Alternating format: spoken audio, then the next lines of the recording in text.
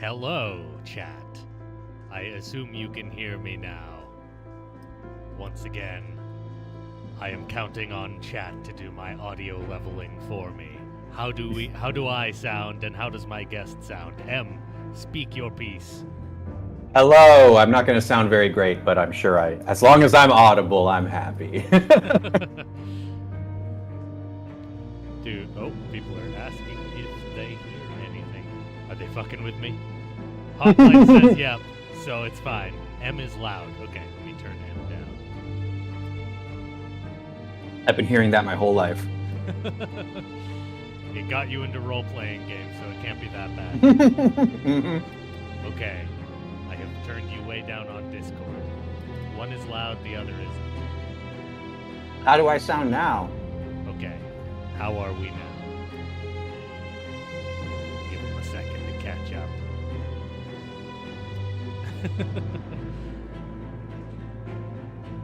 I'll turn myself up a little bit as well, because people seem to want that. Okay. Let me get this video going here. Hello, everybody. The music is louder than me. How? Oh, because it was the just starting music. Right. Okay, well that should be turned off now. Yes. Hello, everyone. Welcome. This is the William SRD stream. Inside of this stream, there are two wolves. Am I one of the wolves? You are not one of the wolves, but look, they have a light now. How do I move? See, look, isn't that great? They have a light. It's cinematic. We've gone up on the production quality. Inside of this wolf, inside of you there are two wolves, and they can do cinematography. Wow. One of them's actually really useful. Yeah, one of them's a lot better at it. I won't say which. Okay. Mm-hmm.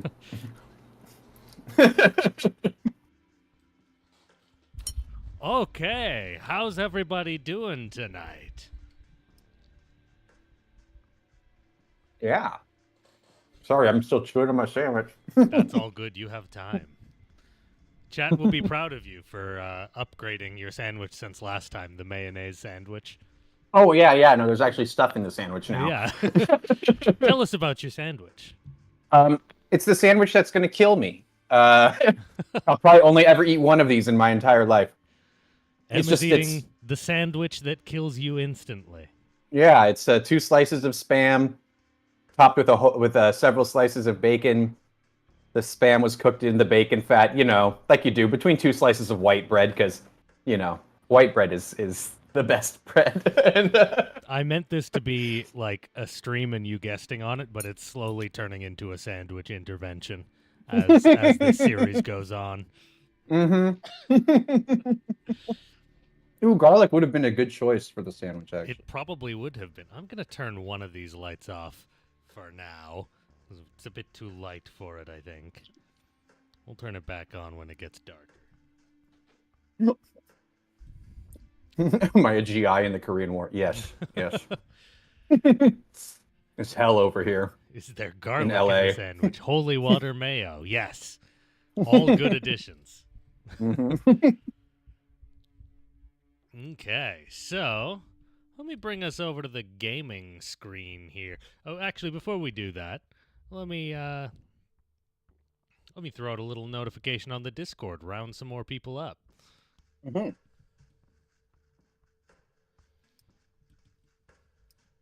In the meantime, what's everybody up to this week? It is Wednesday. It's hump day. Oh, yeah. Anybody doing any humping? I mean, like, hump-related I mean, if they are, they shouldn't be doing it and watching this stream at the same time. You don't know that. Anything worth doing is worth doing well. You can't multitask perfection like that. If you're able to watch this stream, the other person's disappointed, okay?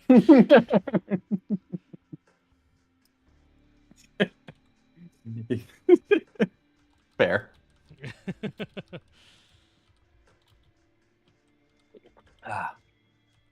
And I have my nice little glass of pomegranate wine here.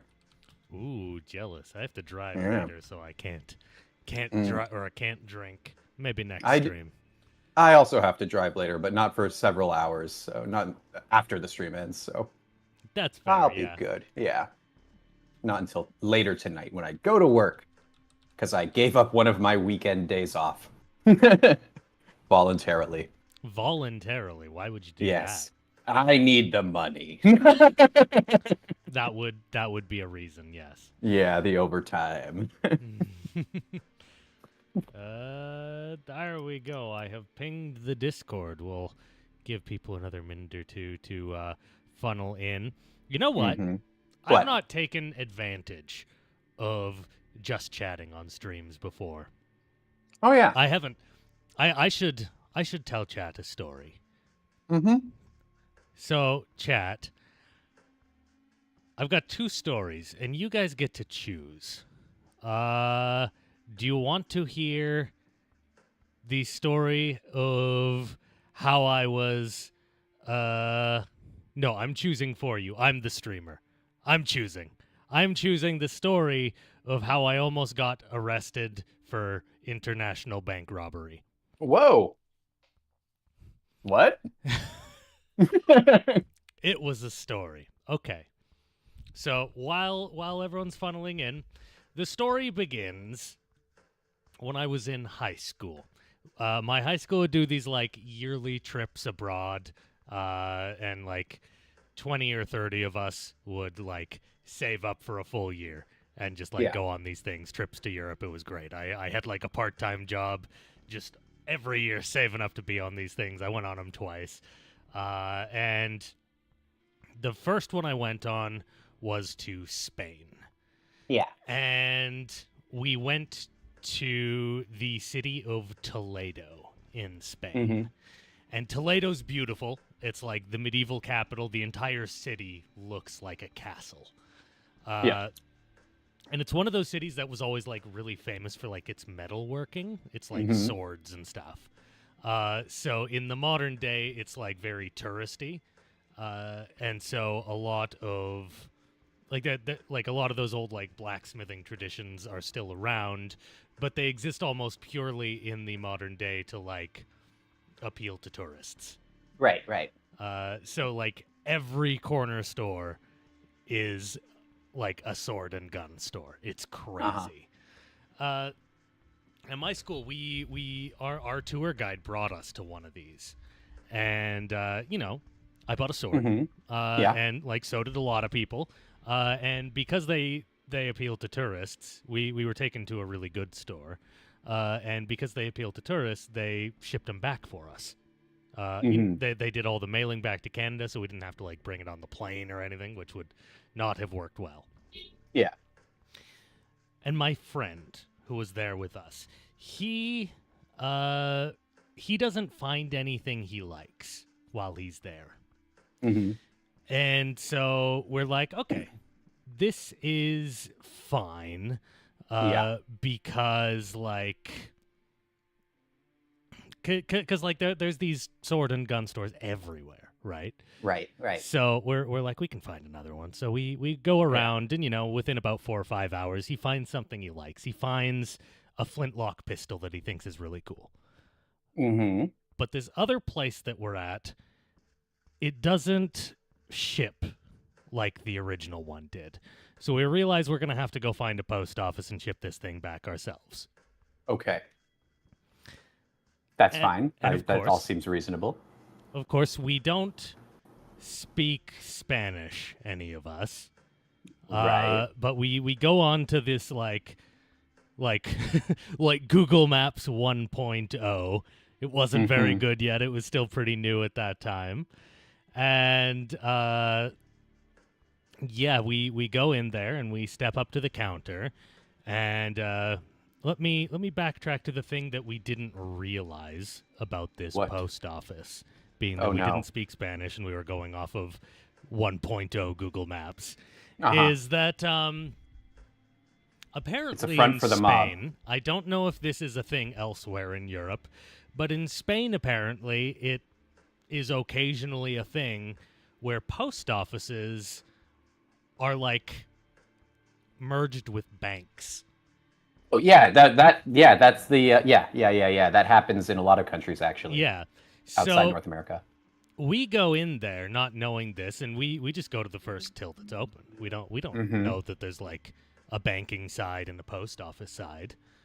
And so we go in and we take my friend like steps up to this till that we didn't realize was a bank, and he pulls a gun out of his jacket and puts it on the table.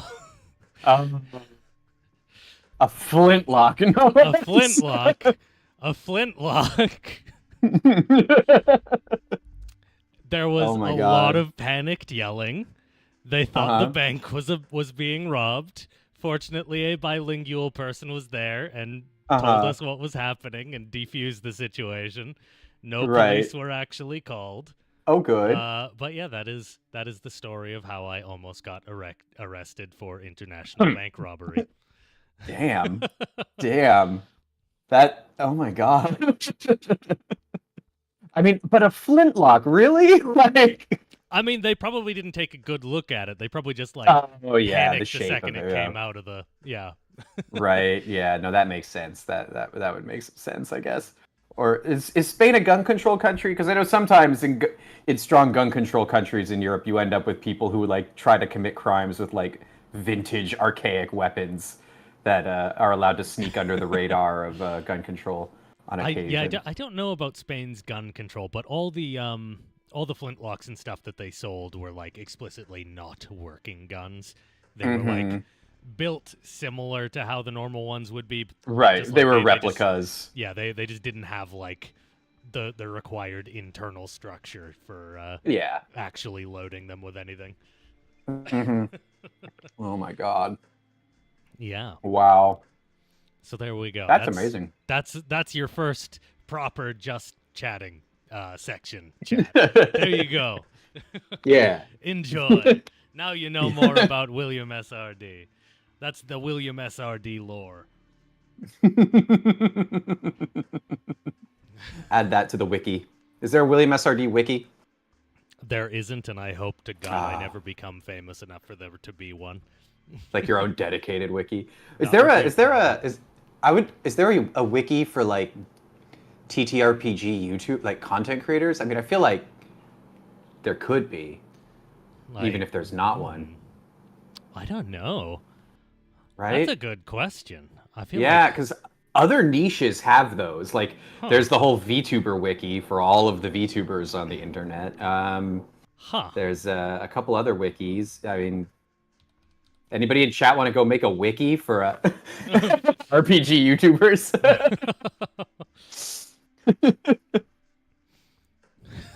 And mine will just have one section: international bank robbery. Bank robber. Yep. Early life bank robbery. Death. The Spanish bank incident. Jesus. Oh, it's Sheridan. Hi, Sheridan. Yes. Hello, Sheridan. Does the YouTuber wiki having a TTRPG section count? I think that probably counts. I think that comes close. Yeah. I didn't even realize there was because I don't go looking for wikis. Like, I didn't realize that there was a YouTuber wiki in general. No, I didn't either, actually. Yeah. All right. Well, let's get back to where we were before. Co-host Austin. Hi, Austin. I didn't see you were in chat. How you doing, man?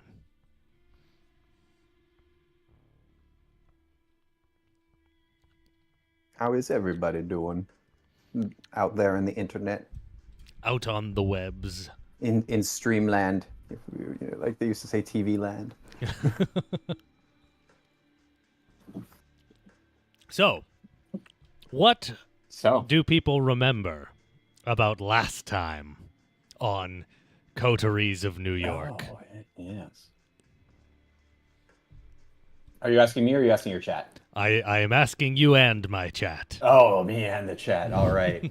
All right. Together we can accurately piece it together. I know we lost at one point. All together. I was too Bruha and died. Yes, yeah. But to be fair, I think that was an experimental moment too. I think we anticipated the possibility. It was, yeah. Yeah. We kind of wanted to see if we could insta-die early in the game before we committed too hard. Yeah. I remember we got picked up by the guy who we had theorized was either the sheriff or the scourge. Turns out he's the sheriff. Yep. We got taken to a room. We were left in a garage utility room for like the night. We drank some blood with a mini fridge. Of blood. and then we got taken to an art gallery, and where we were going to be executed on Elysium grounds, which is highly abnormal. Yeah. And then the Toreador Primagen, who was here on the cover screen with the apple, yes, or whatever. She was like, "Follow my lead, and I'll get you out of this, big boy." And we followed her lead, and she got us out of it. And then we were driving down the road with her, having conversations. And I believe that's where we left off. Yeah. Before that, we also got turned into a vampire because we found a girl who wanted to talk about politics at the bar, and we were all about that shit for some reason. Yeah. Remember, this is how it ends if you talk politics with someone at the bar. Yes. Okay, so I think that's where we're at. People are asking about the Giovanni. So I'm actually playing, for the next review, I'm playing Vampire Justice, which is a VR game set in Venice, and it's all about the conflict of the Giovanni and Clan Hecata and stuff. So it should be fun. I'm really hoping that because Clan Hecata is like resurrected members of Clan Cappadocian, I'm really hoping that we get some of those characters, those Cappadocian characters from Vampire the Masquerade Redemption returning. That would be interesting. Sick. Yeah. We'll see. In Redemption, were they Cappadocians, or were they Harbingers of the Skull? I mean, which are Cappadocians, but they were Sabbat. I don't know. I think they were explicitly just called Cappadocians. They were part of the, not the Masquerade yet, but you know, they were a major clan and stuff, participating in the like regular courtly politics. Yeah. Interesting. Okay. The Cappadocians. Let us take a look. William SRD, Night 1. Yes. Cappadocians were, in my opinion, more cool before they got necromancy.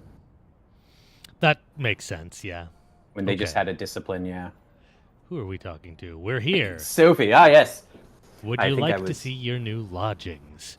We got new digs. My own apartment. Neat. The perks of being a vampire. Your own apartment. Oh yeah. That's living the dream. This might not have been a big perk in the 90s, but in the modern day, oh baby. God, could have a roof over my head forever. Jeez. Wayne's asking, do I use a filter to seem so large in the face cam? Not really. I just have it like cropped slightly. I don't know. I'm not far from the camera. It's only like, it's pretty close. It's the angle. It's the angle of the camera. Because when you lean in, your head is closer to the camera than your body. Yeah, exactly. Yeah. Okay. Yeah, my own apartment. Neat. Goddamn. All right, I forgot that's me. We're a Bruha. That's neat. Yeah.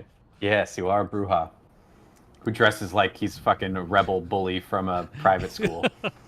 I'm a fucking persona character, I think. Yes. Consider it the first of many gifts that I'm able to grant in exchange for loyalty. Come upstairs. Let us see. She leads you through a small hall with a night guard who greets Miss Langley with a good evening, and you take the stairs up to the second floor. Sophie opens the door to room 209. Is this an entire apartment building of vampires? Holy. I feel like there will be some awful noise complaints. Yes. Inside are all the amenities you could expect from a modern apartment, and some you wouldn't have deemed necessary just the previous night, including thick blinds on the windows. This is sick! We just get this? Jesus Christ. Okay. Well, no wonder real estate's so, like, expensive and vampires just, like, get all the good ones for free. Yeah. Oh, my God. They've even got plants in there and books and a book like a nook for the bookshelf though. That's like a slider that goes all the way across, like a divider. I have one complaint about the layout though. Yeah. So I assume from our perspective that door is not the front door, right? Well, no, it goes to windows. That's probably the front door. So the way it opens, the direction they put the handle on there, it's going to open up right into that bookshelf. Yeah, you're right. That's a tragedy. And the television is not facing the. Oh no, the couch is an L-shaped couch. Okay, the television's fine, but that bookshelf is tragic. Do you think the bookshelf slides? Oh, that'd be interesting. Maybe. I don't know. It looks like that whole like section's modular. I might be making that up. Yeah. Also, that divider. That divider's currently useless because, like, the TV's, like, squished up against it. You can't slide that down. Yeah. Oh, that is a wall divider, isn't it? It's even got a track on the ceiling. Yeah. Oh, wow. But they put the TV stand right beside it. This was, like, the interior designer was not paying attention to the architecture. No. Because, like, that wall divider right there is probably... we don't see any windows on the other side. That'd be great for a vampire, right? Just a big light-blocking wall that you can close or open at your leisure, like... Because those blinds aren't doing anything. Sam, average man, says if we joined up with the gangrel, we'd have just been given a cardboard box on the street. I dare say a cardboard box on the street would be more than the gangrel canonically give their embraced children. That's quite generous in this economy. Yes. They usually just drop you in the woods or the mountains somewhere and are like, good luck. True. Okay. The back room has a comfortable-looking bed and a thick steel door with several sturdy-looking locks, but no windows. So maybe that door there is like a safe room thing. That's like where we're locked at night. Could be. Yeah. Anyway. Well, how do you like it?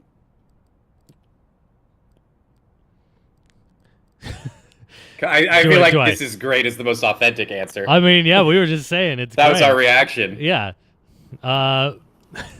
Although we have the options of choosing another.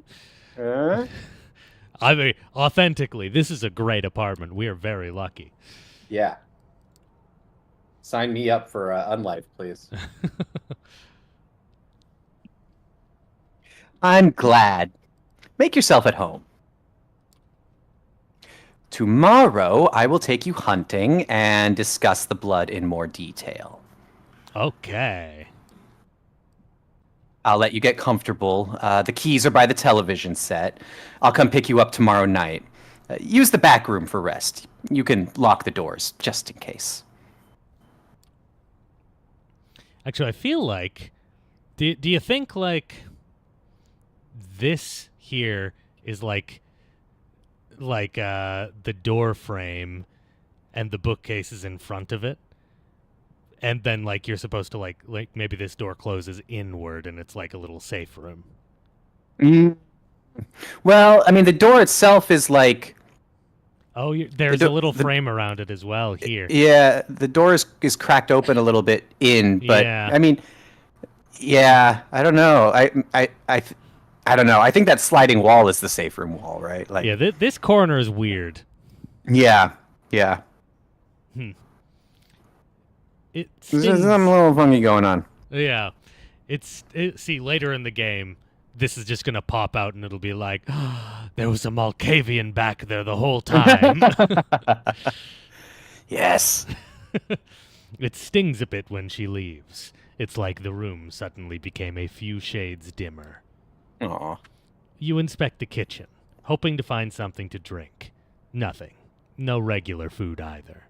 No regular food. A dictionary Feels strange that Kadir could be a more thoughtful host than your new sire, even if only in that respect. You briefly wonder if the sheriff might have a hidden side. A hidden, sensitive, sexy side. Maybe he'd go on a date. Is this a dating sim secretly? It could be. It could be. Ooh. With nothing left to do, you lie on the couch with the TV playing in the background for company. Columbo reruns. Hey. Kojak reruns. Whoa! President of the United States got himself into serious trouble again. Of course. President of the United States got himself out of trouble again. Incredible. Wild.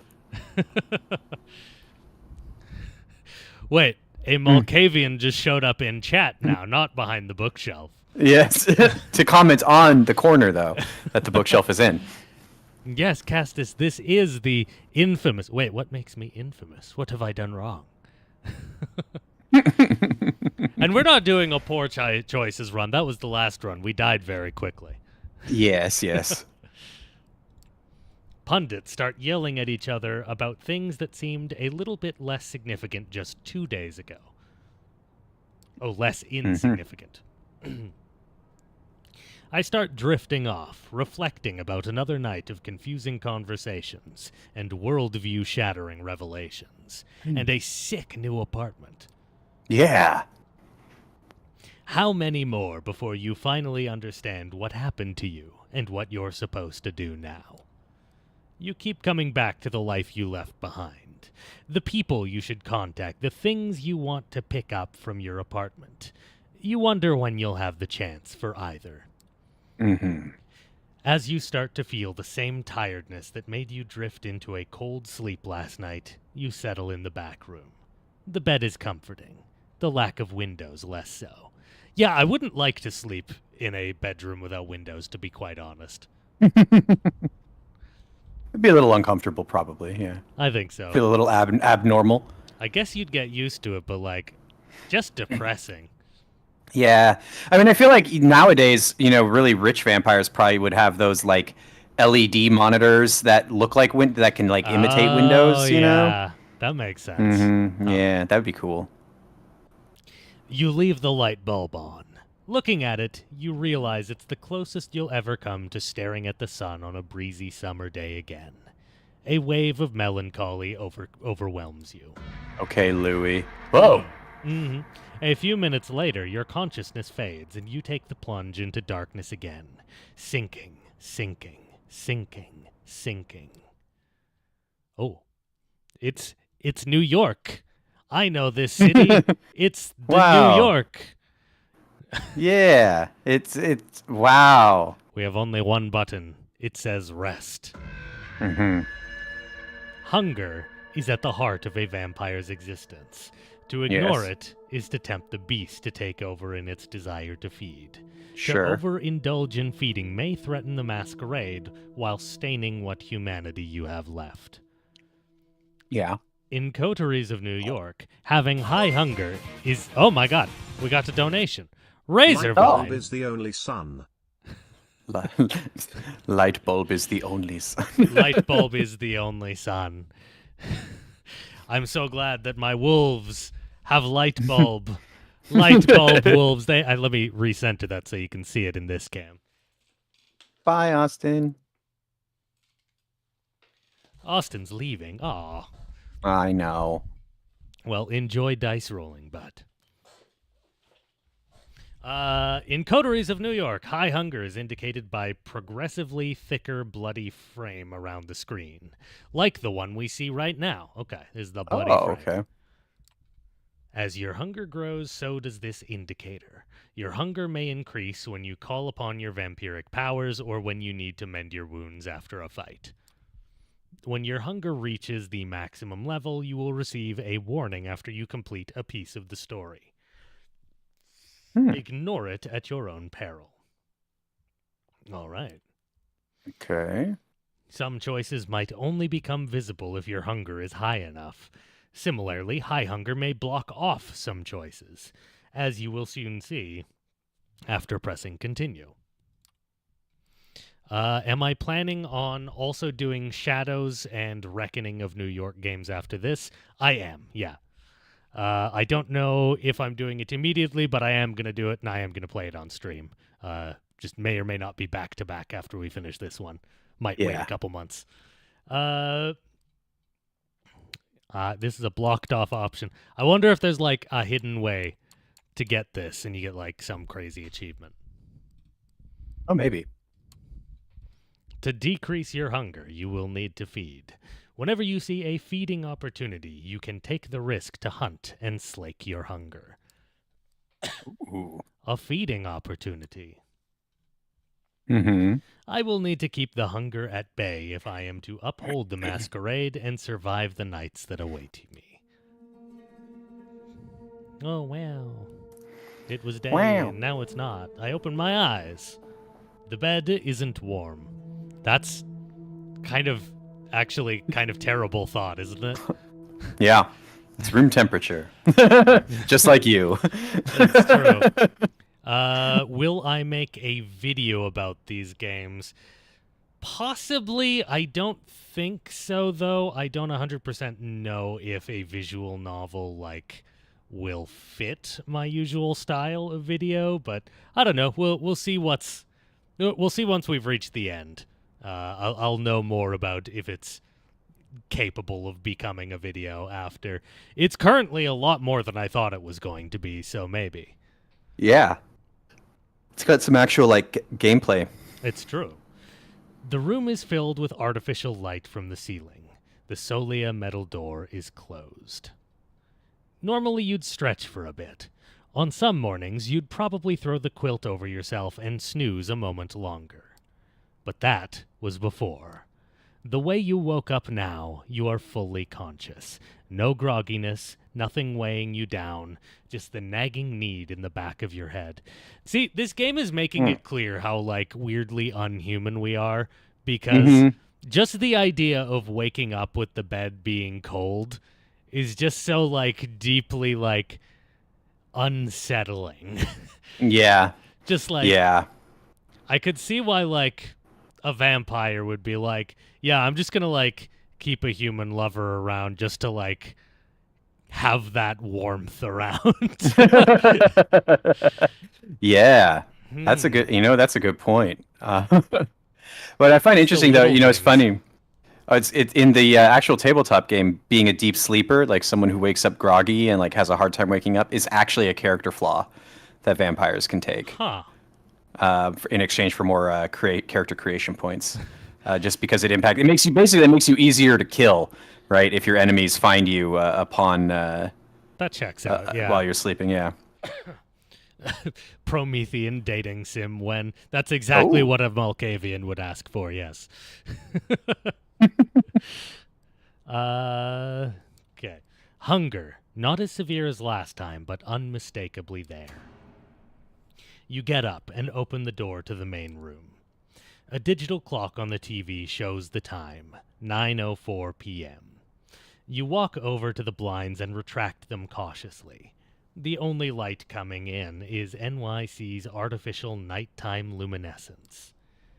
So that's what your waking hours are going to look like now. You miss the sunlight already. You're seriously considering just walking out of the apartment and figuring this all out by yourself. But then you come back to the memory of Kadir's exotic sword being raised in the gallery. Maybe sticking around isn't that bad of an idea after all. You keep jumping channels for around a half hour, and then switch to streaming services. Almost as if the universe had a sense of irony, you catch True Blood in the flood of recommendations. Okay. The doorbell rings. It's Sophie. Good evening, William SRD. Slept well? Like a dead man. Curious wording, but not that far from the truth, I suppose. Well, no use dwelling on it. I think you will agree with time. You made the right choice yesterday. I can teach you many things about yourself. Your blood, its desires, and its power. We'll begin tonight. You're hungry, yes? I'm sure you are. Our kind always is. There's only one remedy. The blood. The drinks we had yesterday at Elysium are not the usual way you slake your thirst. So, tonight, I will assist you in your first foray into hunting. You need to learn to sense the kind of blood you desire, to understand how you can use the kind's vulnerabilities to your advantage. No more freebies. Predator and prey. Ha. Grim. We are predators, humans are prey. That's pretty grim. I know what you feel. I remember the notion, but you will inevitably grow beyond it. You need blood to thrive, but there are many ways to take it, some more humane than others. You'll find that drinking moderate amounts of it regularly will keep the hunger and the whispers of the beast away. You might think yourself monstrous, but there is a balance to be found here. The kiss gives the kind pleasure. You might remember this from your own embrace. Some can even become addicted to the sensation, but if you do it right, they tend to misremember your feeding. After all, vampires don't exist! They're myths, fairy tales, and pop culture mainstays. Correct? She gives you a sly, knowing smile. That is why the masquerade is so important, and even more crucial when you feed. How do you avoid being seen while feeding?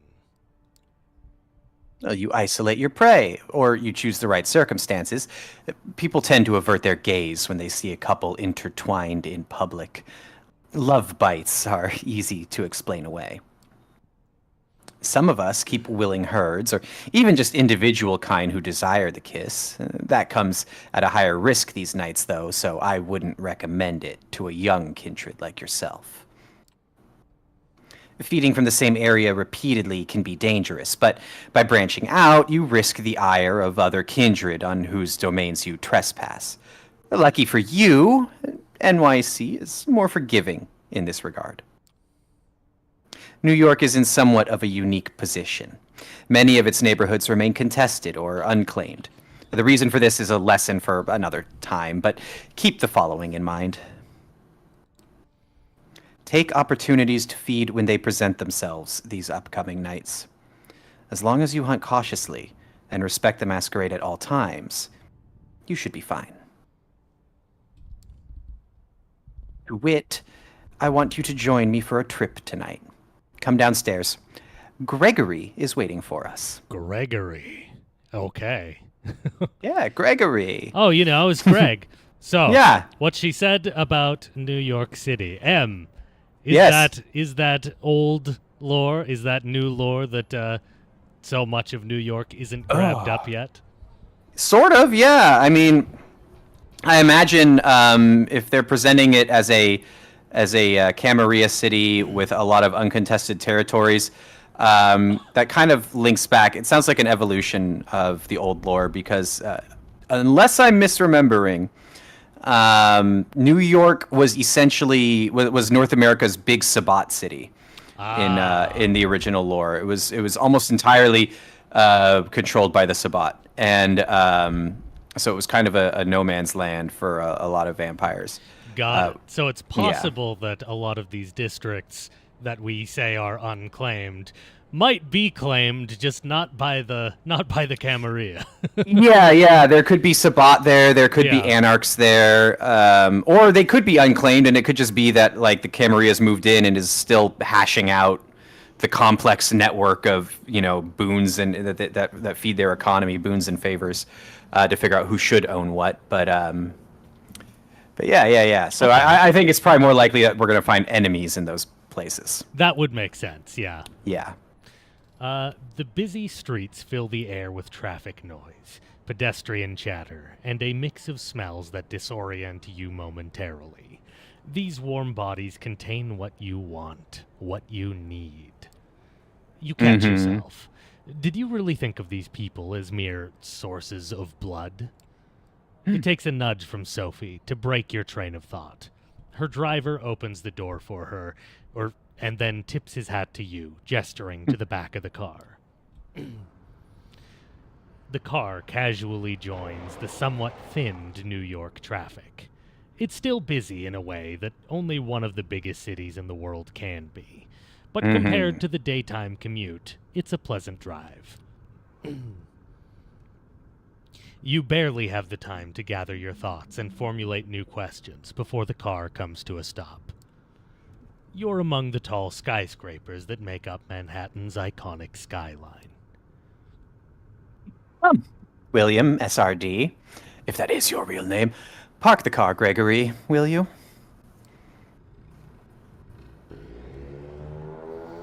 The driver just nods and Sophie gets out. You join her, and the two of you walk through the glass doors together, and then take the elevator up. Yet another new art scene. Yeah. It's the Toreador, though, you know. That's true. You first notice an empty stage with the instruments of a string quartet still in the back. Then take in the few dozen chairs in front of it. Oh, by the way, if anyone's wondering why the music's really low, the last stream got copyright claimed for the in-game music, so it's still there. It's just real quiet, and I'm hoping that gets around it. But if it doesn't, then the next one I'm just turning the music off completely. That's surprising that it got struck. I know. You could reach out to the devs. You know. I think it was probably the club music, because that sounded like it might have been an actual artist or something. I don't know. Yeah, gotcha. The concert seemingly concluded, the patrons, all smartly dressed and posh, have spread out all over the hall. Meanwhile, I'm here in a school uniform with fucking pins in my ears. Spiky hair. Yep. Sophie strides confidently inside, produces an invitation from her purse that she flashes in front of a security guard. You follow close, and are let through without issue. Let's start easy. A social setting like this one would usually prove quite challenging to an inexperienced kindred. But consider this evening a small gift from your patron. I'm hoping to procure for you a willing vessel.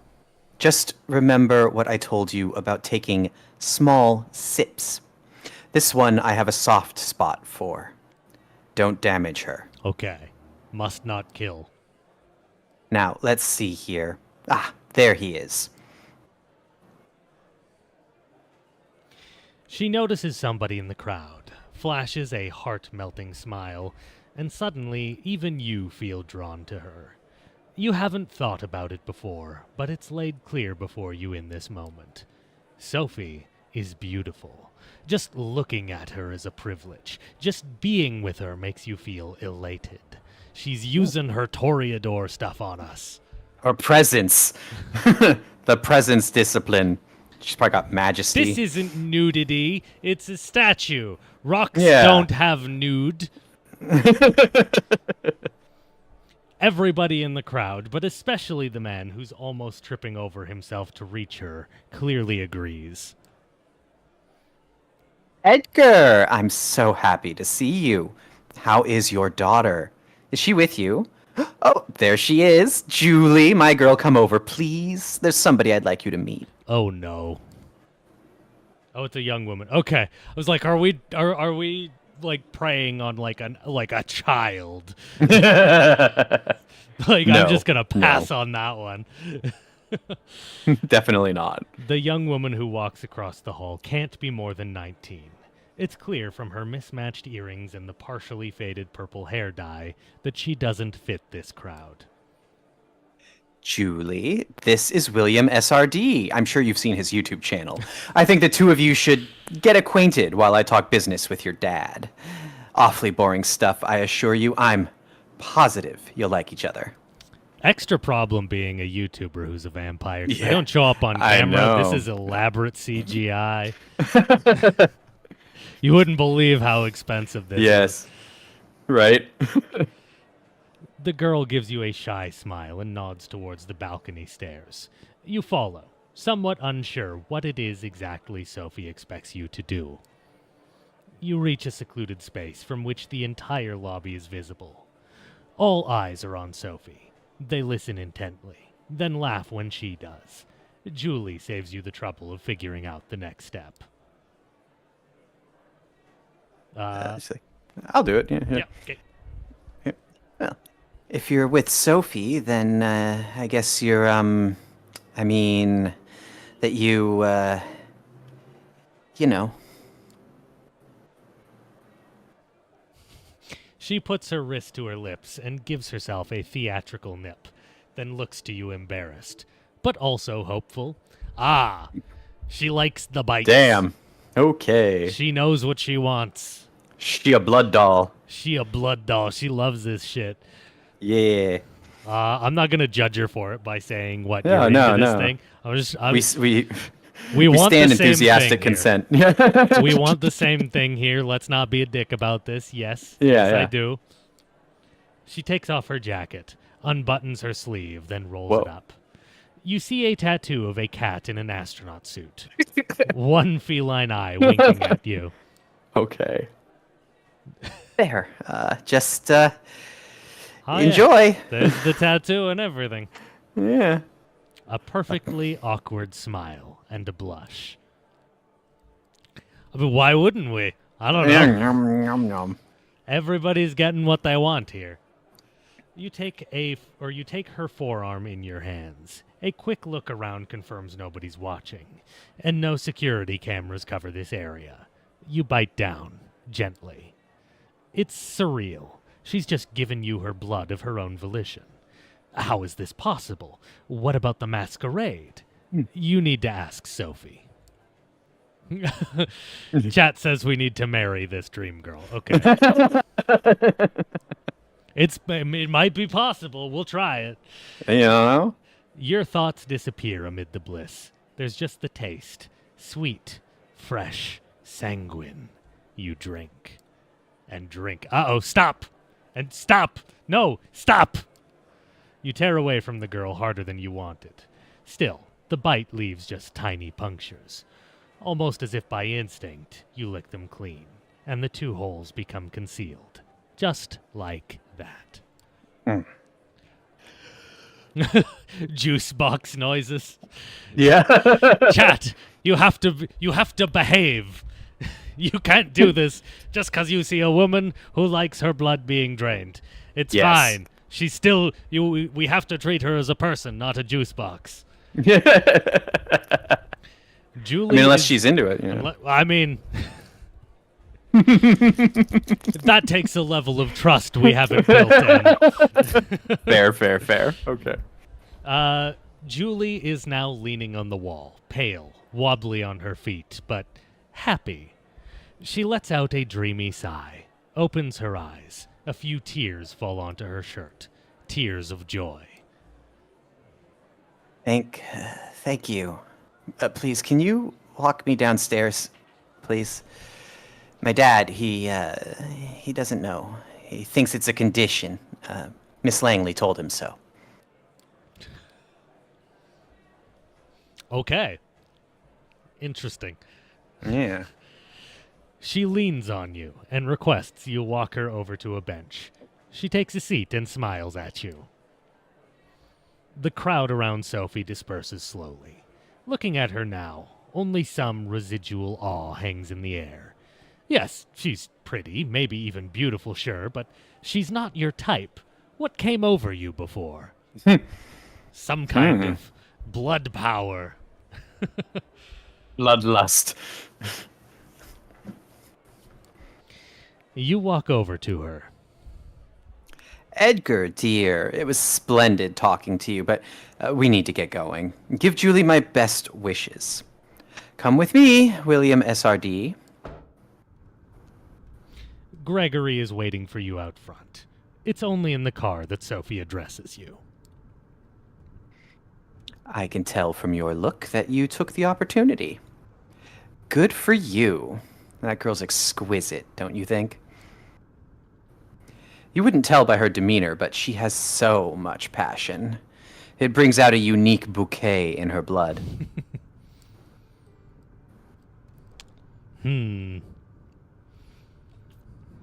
Well, I know chat's into it, but William SRD right here, I do feel a little bit weird about that situation. I feel like I took advantage of her.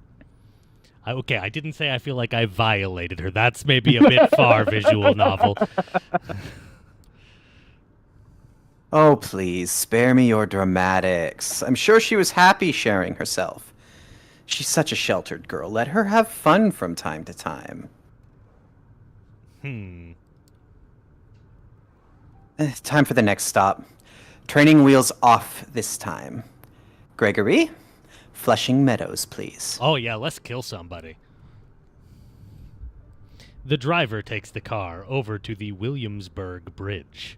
You settle your thoughts. You mean the William SRDsburg Bridge? Yes, that's the one. Yes, yeah. Why Flushing Meadows? Other than the fact the Unisphere is beautiful at this time of night, it's a great hunting ground on which to try some of the talents of the blood. We all have our talents. Some of them come from the legacy we inherit from our sires. Others can be learned with experience points. I can sway people or make them fear me. I see more of the world and in greater detail than some kindred. I can will my body to move with unparalleled precision and grace. And more.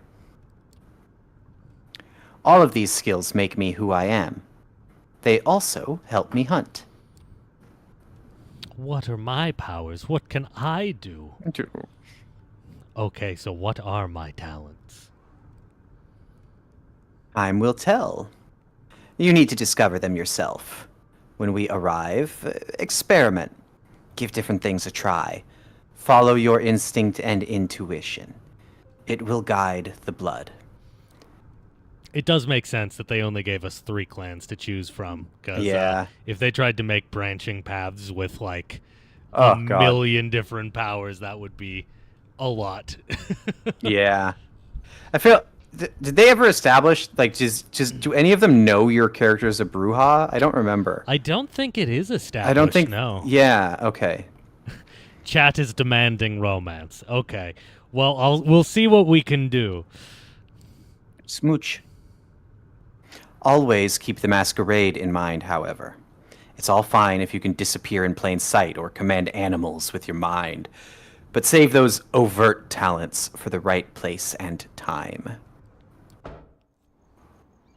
It only takes you half an hour to reach the park at this time of night. Both you and Sophie leave the car, with Gregory left behind to find a parking spot and keep an eye on the car. I've never been to New York. Is this a real place? It looks real. I don't know. Chat, is this real? New York is not real. It exists purely as a Vampire the Masquerade setting. Great world building on that place. Mm-hmm. Sophie seems deep in thought. She takes in the surroundings with a dreamy gaze. The sky is surprisingly clear tonight. The stars just barely visible in the light-polluted aura of the city. R.T. Pavlov says it's a real place, however there is nothing there. Well, that's ideal for us. We want a nice empty place with the occasional straggler. Mm-hmm. I feel like having a snack myself. I'll be by the fountain. Go look for somebody to your liking.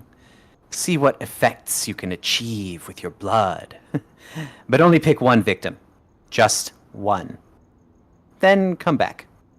Okay. Seeing how she seems not altogether here right now, you decide to leave Sophie to her own devices and seek out your prey. From here, it looks like you have a few choices. Just taking a stroll around the park and finding an isolated jogger or someone like them could work. But focusing on one area might work better. The New York State Pavilion might work as a secluded spot. There's a skate park nearby, and worst case scenario, there's bound to be someone or some unfortunate wino around. Or maybe the tennis courts nearby. There's lights coming from there. So somebody might still be playing a late night match. They won't be alone, but they might be tired and let their guard down. As these scenarios play out in your mind, you realize you're planning how to assault a stranger in the middle of the night. It's a weird way to be, but the now familiar hunger prompts you to act. So, there was this joke going around in, like, running communities recently. I was just thinking, because we're planning on, like, we might be killing a jogger or whatever. Right. There was this, like, joke running around that, like, one of them, like a runner had, like, been reading the paper, and the paper said, like, front page, like, local jogger finds dead body in the park. And the runner's like, oh, no. The press is calling us joggers again, those pieces of shit.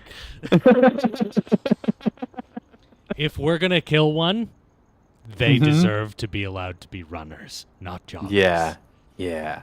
We kill them with respect. Yeah. Those are runners. Yeah, you go on runs, right? Not as much lately, but once upon a time.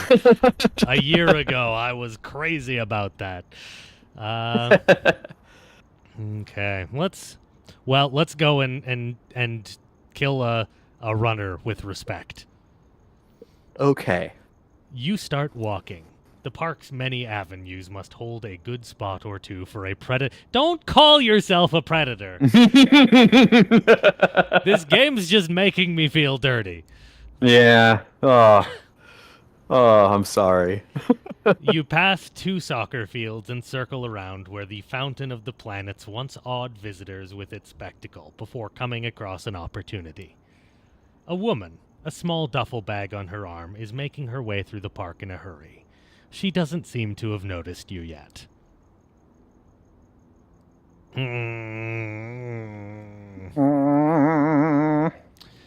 Being a vampire was supposed to be romantic, and now I'm doing all this shit.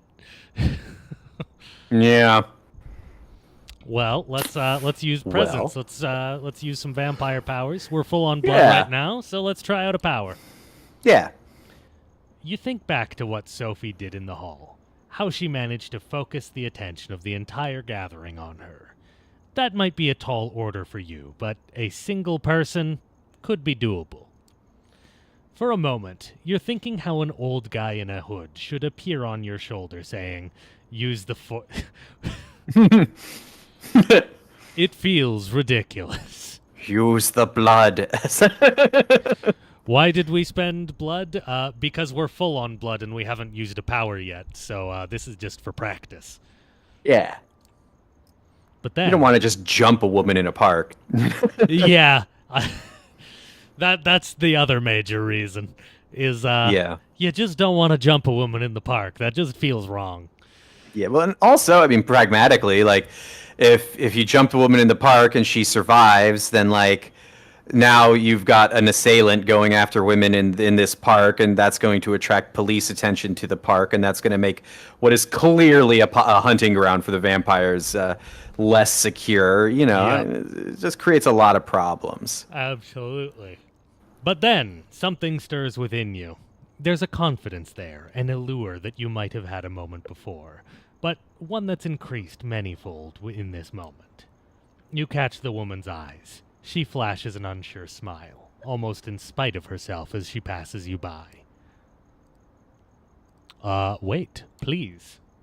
Oh, you're not going to give her the, like, hey. It only gave me one Y in that hey, so you know, it wouldn't have worked. She's tense, gripping her bag close, but attentive. Her eyes lock onto yours. The slight smile is there again. Yes? What is it? Almost intuitive. Intuitively, you close the distance between you. She can't look away. She's unprepared for what follows. In a swift move, you grab her and bite down. Her surprise resonates in her blood. Hot, excited, fast-flowing. She tenses up, then relaxes. The duffel bag hits the ground. Bliss. Footsteps. You let go of her. She drops to the ground, barely conscious.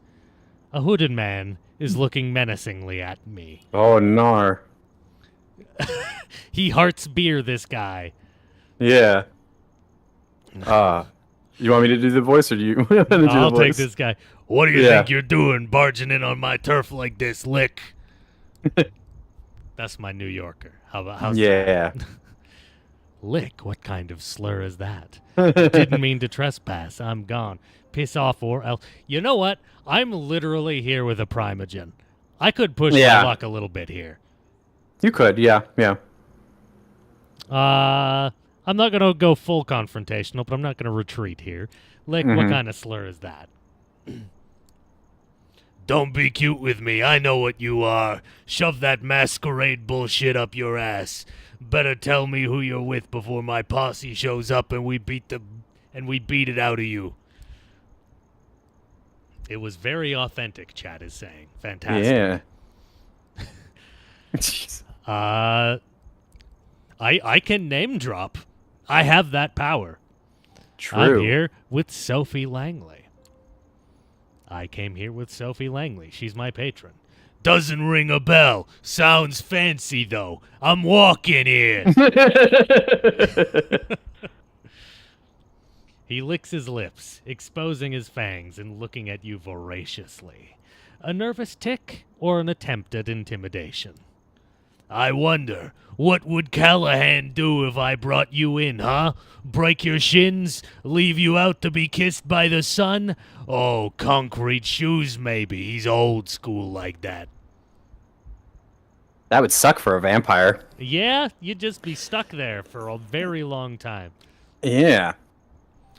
I could use celerity and just run and run and run. But I don't think I need to. Yeah. Well, I don't really want to not impress Sophie by calling for help like a little baby fledgling vampire. Right. I think I could just attack this guy, because, like, as long as I don't kill him. I got two feelings about this guy. Yeah? Yeah, he's either there's a good chance he could be a Bruha. He could be a Bruha. You know, he seems like the sort. He's a roughneck. He could also be a gangrel, because he's got those yellow eyes. He's giving me gangrel vibes. Also, I just noticed something.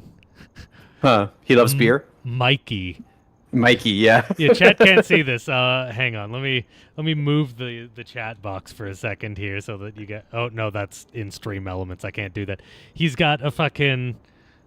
he's got a thing on his chest. Hang on. No, I can do this. Nope. Fuck. That didn't work. Come on. Gamer. Yeah, there we go. Now you can see it briefly. Mikey. Mikey. Okay. People are saying attacking's a bad idea? Why would it be a bad idea?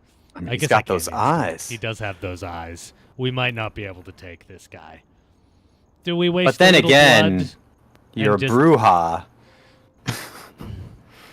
You know, Bruha what? have that short temper. I do have a short temper. Yeah. Plus, like, you can't, like, own parks, man. Yeah. I attack. I rush him and throw him off balance, landing on the ground. He's fast, but weak.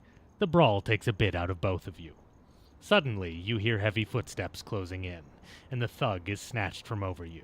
He hits a tree hard, and before he can recover, a sharp piece of wood pierces his chest. Oh. It's Gregory, Sophie's Gregory, driver, who deals the blow. The hoodlum is rendered inert. His eyes remain open, but he does not move and does not protest when Gregory puts him over his shoulder. Miss Langley is waiting for us. Come, before your snack wakes up. He points to your victim, who is coming to, and gives you a somewhat snarky smile, then breaks into a swift walk towards the Unisphere. Gregory's got a little personality. We beat this guy up. It worked. It was fine. Yeah. Mm-hmm. I had him. I didn't need the help. I had him. I didn't need your help. I had him on the ropes. I'm sure you'd handle it just fine, but Miss Langley asked me to look out for you. She suspected you'd get into trouble. He seems to realize he might have said too much, and just keeps walking, somewhat embarrassed. You reach the Unisphere together, with the hoodlum in tow. 2 figures are visible near the sculpture, a man and woman, tangled in a passionate embrace. Oh. No, not exactly. It's Sophie, feeding. She's gotten her own Capri-Sun. But this whole scene is set up so that it looks like a pair getting intimate in public. She pulls it off like she's done it 100 times before. Now chat wants me to romance Gregory. Yes. Chat just goes in for whoever we talk to last. Chat has no loyalty. No. I'm on hashtag Team Gregory. Yeah, Team Gregory. Okay. Yeah. He's very gentleman. He's quite the gentleman for sure. Yeah. It occurs to us that she probably has done this a lot of times. The man is unsure on his feet as she lets go of him and leads him towards a nearby bench. Noticing you, she whispers something into his ear and leaves him. She nods to Gregory as you approach. And what do we have here? Did this kindred give you trouble, William SRD? No, he's not walking here anymore. Yeah. He mentioned a Callahan. Does that ring any bells? She looks shocked for a split second, then recovers her regular countenance. Ooh, I just started a clan war. Yeah. Yes, I have. This hoodlum is Anarch, then. Curious. Corona Park has not been claimed by any kindred, last I checked. See, your theory was correct, that the unclaimed areas are just claimed by other factions, and we don't care about those other factions. Right, they're not legitimate. Yeah, you know. They're fake. If they were real vampires, they'd be in the Camarilla. Yeah. Let's go to the car. We'll put him in the trunk and present him to Kadir tomorrow night. I'm sure he'll be delighted to make this Unbound's acquaintance. Gregory carries the staked vampire and dumps him in the car's trunk like a mannequin. It's a strange sight, and you're quite happy you're not in that poor fucker's shoes right now. We were yesterday. It wasn't fun. It's almost surprising that you can get away with just casually throwing a stiff in your car and driving away. But then you remember that Sophie has been doing this for far longer than you have. Still, the nagging thought that anything you did tonight could have been recorded on a CCTV camera or picked up by a rando with a half-decent smartphone and streamed online fills you with dread. And as a YouTuber yourself, you would understand the power of a streamer with a phone. It's true. You know, I feel like this game's like 5 or 6 years old now. I feel like some of the slang is already starting to feel dated. I haven't heard anyone say a rando in a long time, actually.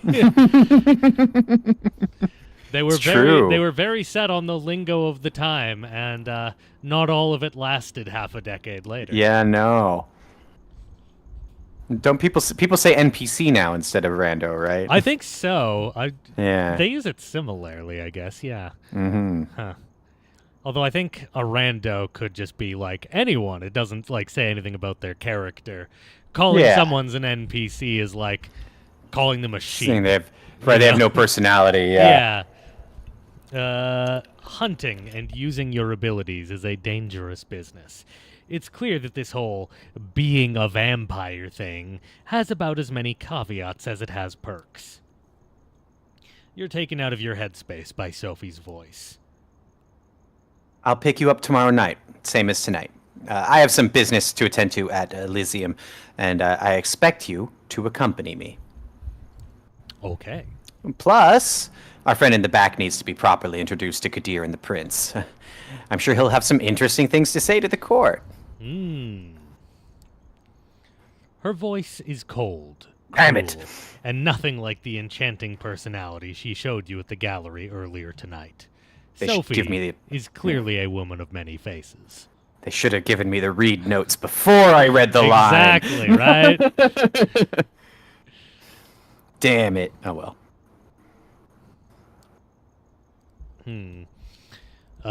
What's gonna happen to him? Good riddance, that guy's an asshole. I'd do the same thing in his place. What's gonna happen to him? The usual, I imagine. Interrogation by Kadir, probably in the basement of the gallery. A quick trial with the prince in attendance, if she's there tomorrow night. A swift execution as the verdict. See, this is why I wasn't that afraid of this guy. He was out of line. This all sounds eerily familiar to you, and you can't help but feel a pang of guilt when you think about what awaits this guy tomorrow night. You haven't told me how your hunting went. Getting the hang of it, I would hope. Oh yeah, we got this. That was perfect. No complications. I'm glad. She doesn't question you further. She seems distracted, not all there. Her thoughts drift as the car remains silent until you reach your apartment. We will pick you up tomorrow evening. Good night. Just like that, without any further courtesy, Sophie leaves, driven to her apartment by Gregory, with a body in the trunk, right in the middle of Manhattan. Sophie strikes me as one of those extroverted introverts who can be like the life of the party and then just like reach her energy limit and be like, fuck everyone. Yeah. I agree. Yep. Did you cross paths with situations like these in the past unknowingly? What other secrets did you pass on the streets without knowing their true nature? Your haven is just as you left it hours ago, although the sun won't come up for some time. You feel tired. You learned something about yourself today, and it'll take time to process. Do you think they expect us to pay rent on this place, or is it just ours? We just probably have not. A condo now? Yeah, I think it's owned probably, right? You know? I guess it's clan property. I feel like you could get very lucky with, we got like adopted by someone quite important, so we got that. But like, if we were like a couple generations down and some rando vampire grabbed us, we probably are not getting anything. Probably not. Yeah. I mean, well, you never know, because how long ago, how old would a vampire have to be to have potentially had the foresight to just buy a bunch of apartments around New York City when they were super cheap, right? Like, that's true.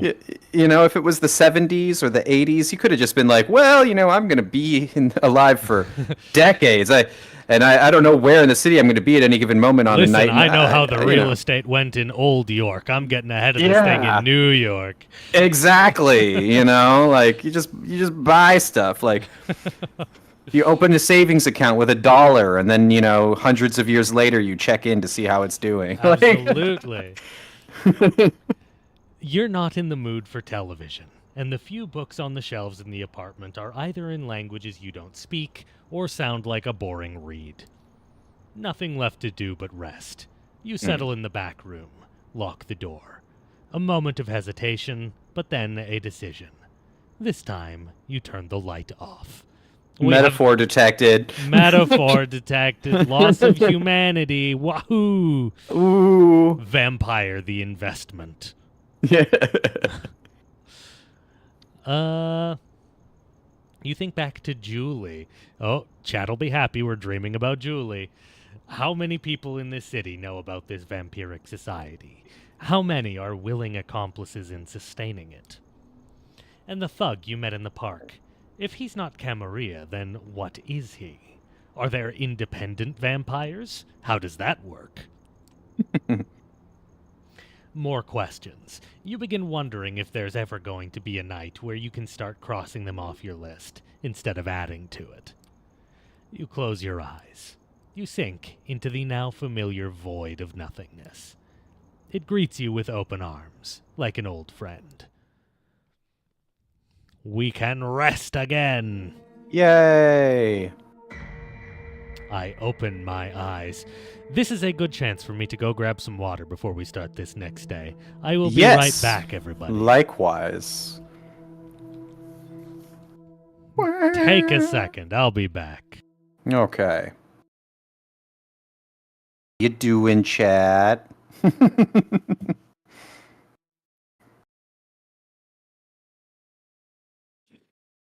Yeah, Artie, I agree. You know, it's funny when you look at like a vampire game, like Masquerade, they fit so much of the lore into a single book.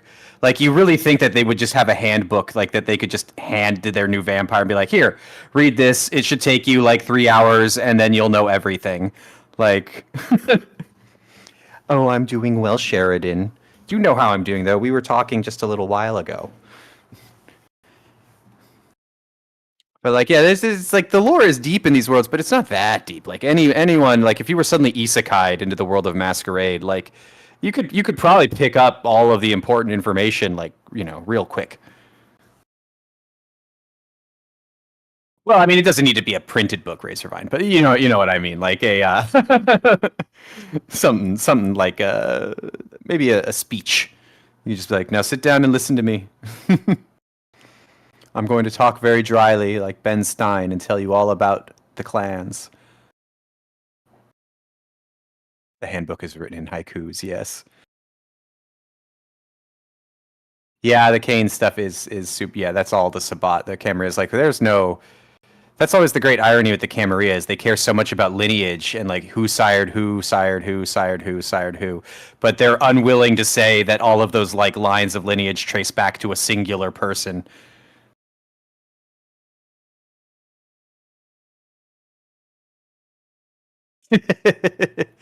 yeah, Rasputin, yeah.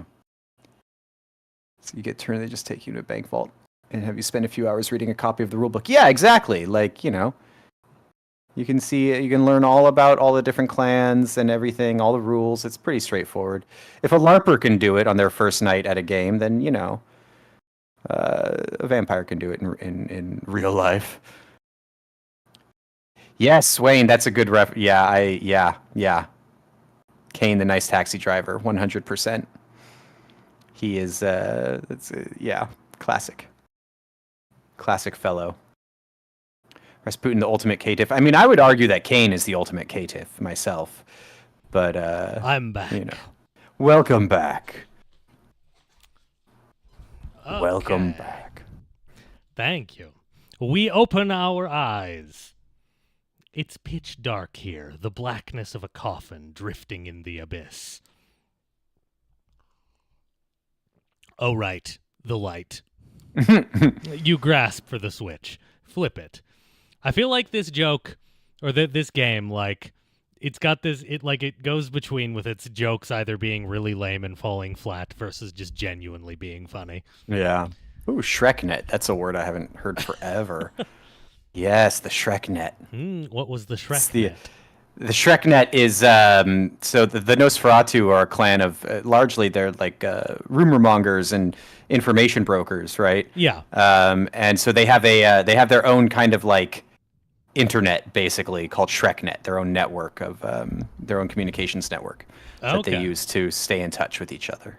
God. And it was interesting and controversial because the Nosferatu are one of the only clans who, or as far as I know, they are the only clan who are not at war with their antitribu, which are the Sabbat members of the clan. Right. The Nosferatu, regardless of your faction, Nosferatu are ultimately Nosferatu first, and so they would share information across faction lines when it was appropriate for them to do so. That makes sense. That's a cool angle. Mm-hmm. I feel like I want to see the updated lore. Everyone now, or all the Nosferatu are hanging out on r/Shreknet. Yeah. Well, I think that now I think Shreknet was destroyed, unfortunately. But, a shame. Yes. But in the 90s, you know, it was a whole network of bulletin board systems and America Online type services and, that sort of stuff. Mm-hmm. Yeah. You grasp for the switch, flip it. The familiar cramped room with a steel door and no windows comes into view. You emerge from the bedroom, fully awake, just like yesterday. This time, however, Sophie is waiting for you, comfortably seated on the sofa in your living room space, a book in her hand, The Melancholy of Resistance. The title's sure on brand. Metaphor detective. Metaphors. Or Good evening, William S.R.D. Good evening. I'm not going to question how she got inside. She's a vampire. Wait! We didn't invite her in. I saw a fucking post on the internet yesterday where it was just like, if a cop is also a vampire, can he enter your house if he has a warrant? No.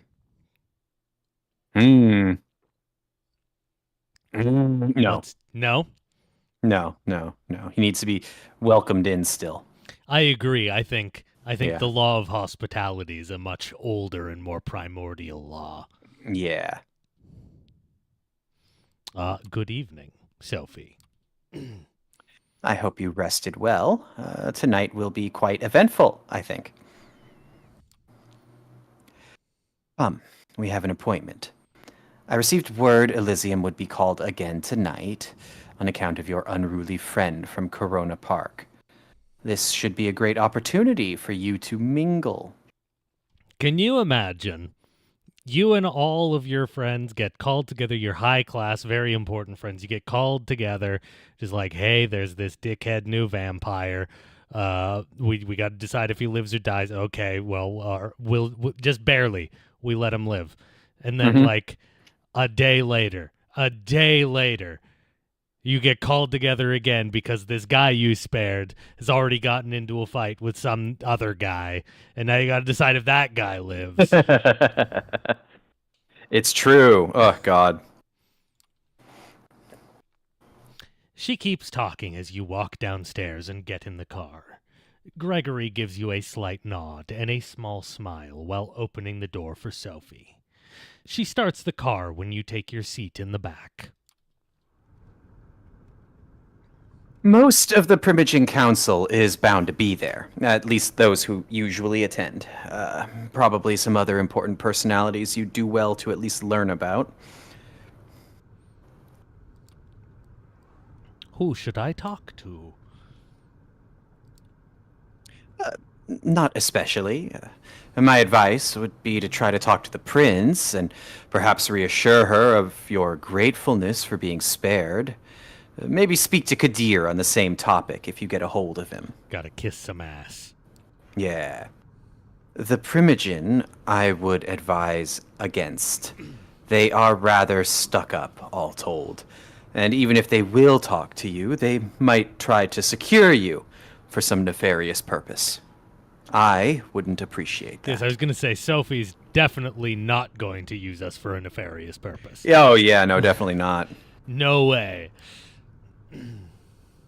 Of course, be respectful if anybody approaches you and strikes up conversation. You will, no doubt, be gossiped about, as will I.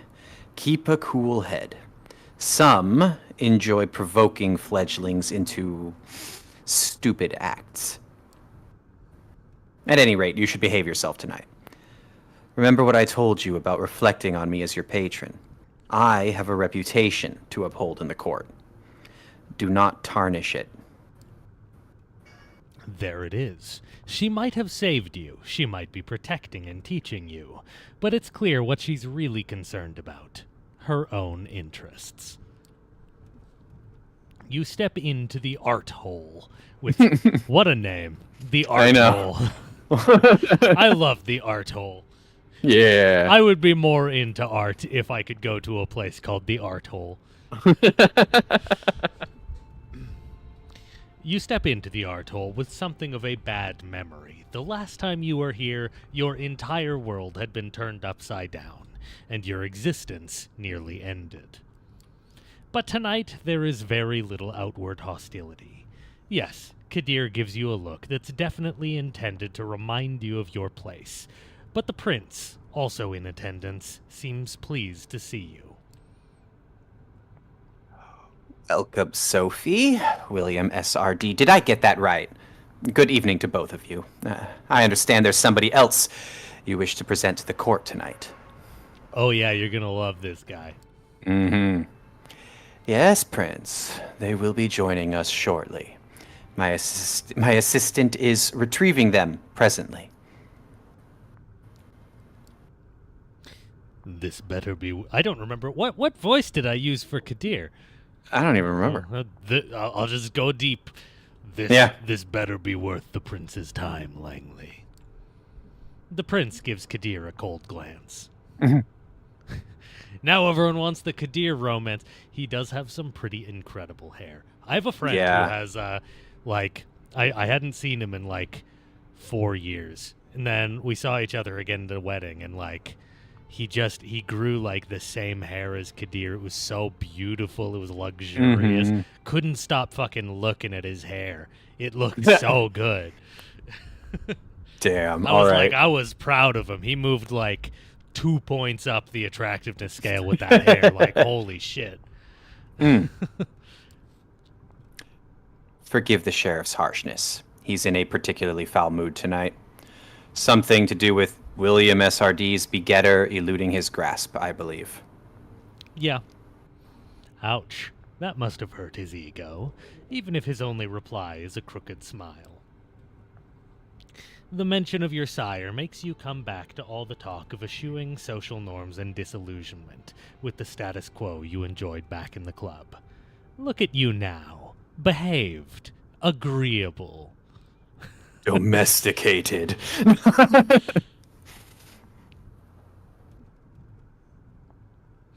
She likely wouldn't be too happy with this whole setup. Prince, court, hierarchy, titles, but hey, she's gone. She abandoned us to this. We're just doing what we have to do to survive. Probably forever. If you ever break out of this, it'll be on your own. The flaring up of whispers in the gallery hall breaks you out of your thoughts. Gregory enters the room. The jumpsuit-clad inert vampire still staked on his shoulder. The show's about to start. Sophie's driver places his charge in the middle of the room and nods respectfully to Kadir. The sheriff approaches the vampire and removes the stake from his chest. The captive's eyes flicker to life, and he starts looking around in disbelief, like a cornered animal. He backs out on all fours, keeps going in circles, until he realizes he's trapped.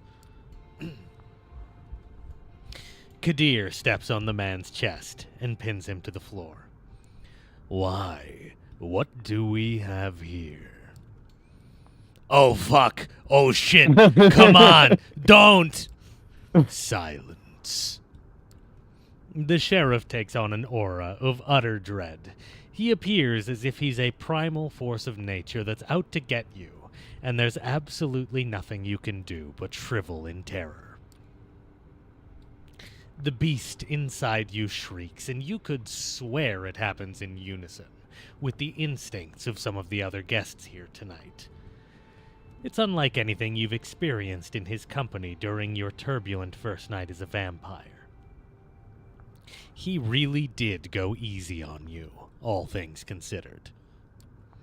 It seems like it takes all of the hoodlum's power to not crawl into a fetal position and start crying. No, please, don't hurt me, man. Don't. You and me are going to have a little talk downstairs at the prince's discretion. Please, go ahead, my sheriff. You heard the prince. Get up. Let's go. He doesn't wait for a confirmation. He grabs the man and drags him, kicking and screaming, out of the room. Conversations start all around you, some whispered, some quite overt. Sophie looks somewhat bored of this whole affair, her eyes wandering from art piece to art piece, clearly finding nothing to her particular liking. Will Kadir why would Kadir not be able to manage? What happens now? That feels a little lost, puppy. I will ask her why there are images of torture in the art gallery. Is this art hole not too fine a place for torture? For how cultured you all seem, torturing somebody in an art gallery doesn't seem to faze you. Oh, please. Do keep your naivete to yourself. Power and violence have always been two sides of the same coin. Most of us here are far too old to bother with keeping up appearances. Excuse me. I can relate to being too old to keep up no. Sophie leaves your side and goes to a corner of the gallery where a group of kindred, some seemingly pretty old-fashioned, gathered. A concierge. Aha! There's that word again. Damn it! Still Those warm. Bastards. Those It smells bastards. nice. He's a server. Just a sip to start you off. A splash over your palate, coating your tongue and the inside of your cheeks. Nourishment. You're left to your own devices. You have a quick look around. The prince is currently talking to a dark-skinned woman that you recall seeing here those few nights ago. She has a cold but noble countenance to her. Their conversation seems to be casual. A loud, shrill laugh turns your attention to the bespectacled man who you saw with Sophie on the night of your judgment. He's making the rounds, chatting up different patrons. You feel somebody's eyes on you. A casually dressed, plain-looking man stands alone near a column, watching you.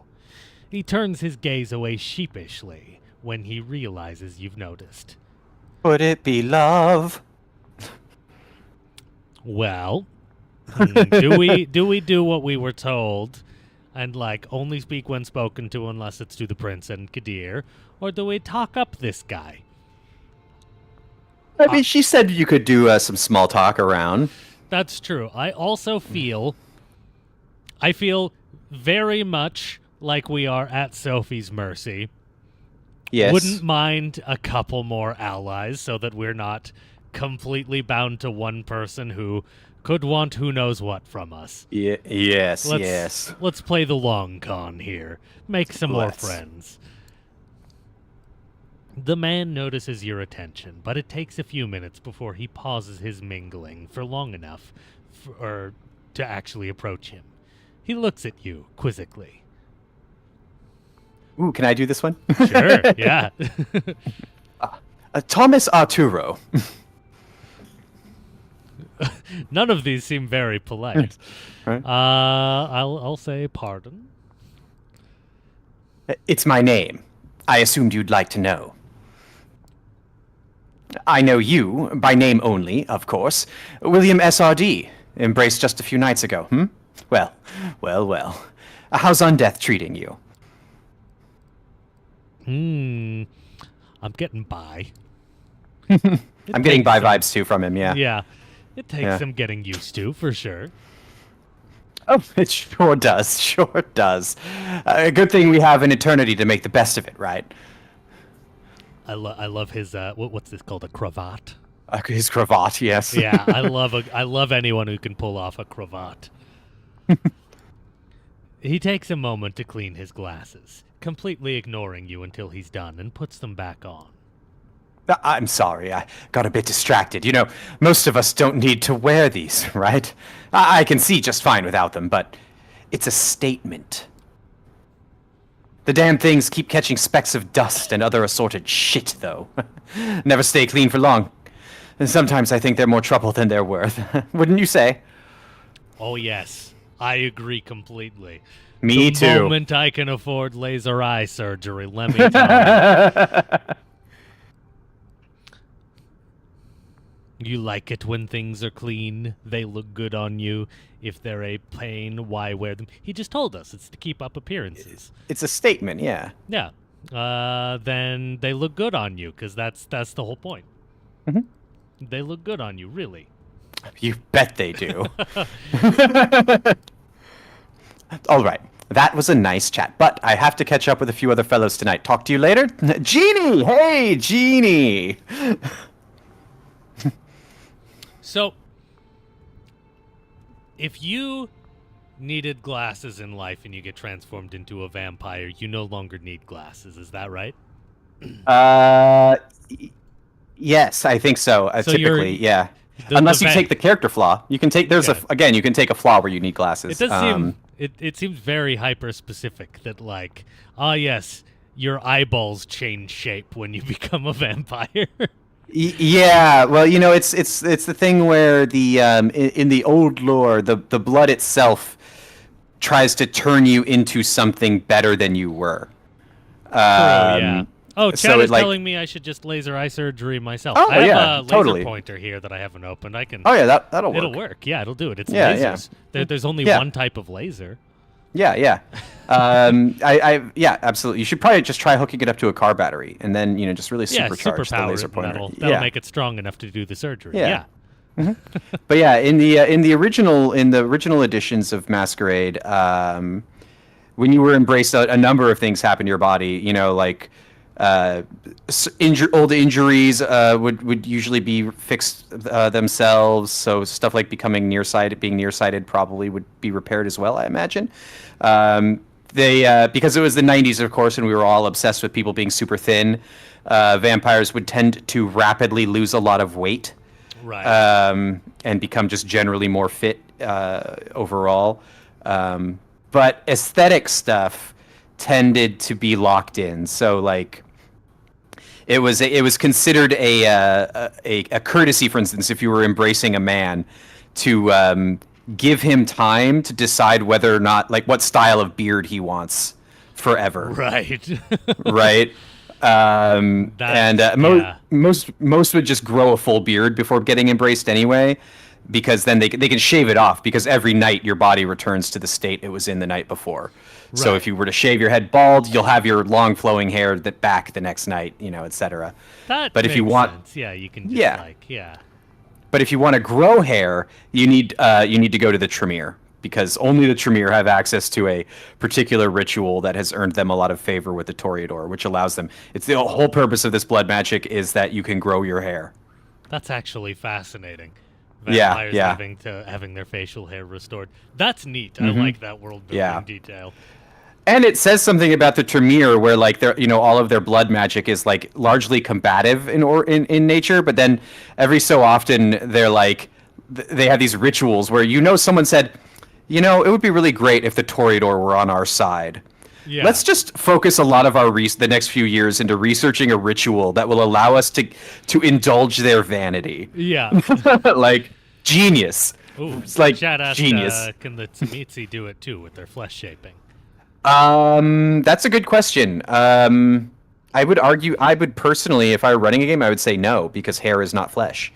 I would say that it is strictly about flesh, because it differentiates between flesh and bone and everything else, each level of the power. But maybe they can do hair as well. No, you know what? They should be able to, because they have the one flesh crafting power that lets them change their appearance to look like other people. So that would affect their hair too. Yeah. Yeah. I feel so. Like I feel like they probably have that power, but people are probably too afraid to ask the Tzimisce for it. Yeah, I was gonna say, would you rather be indebted to, one of the Tremere or one of the Tzimisce? Yeah.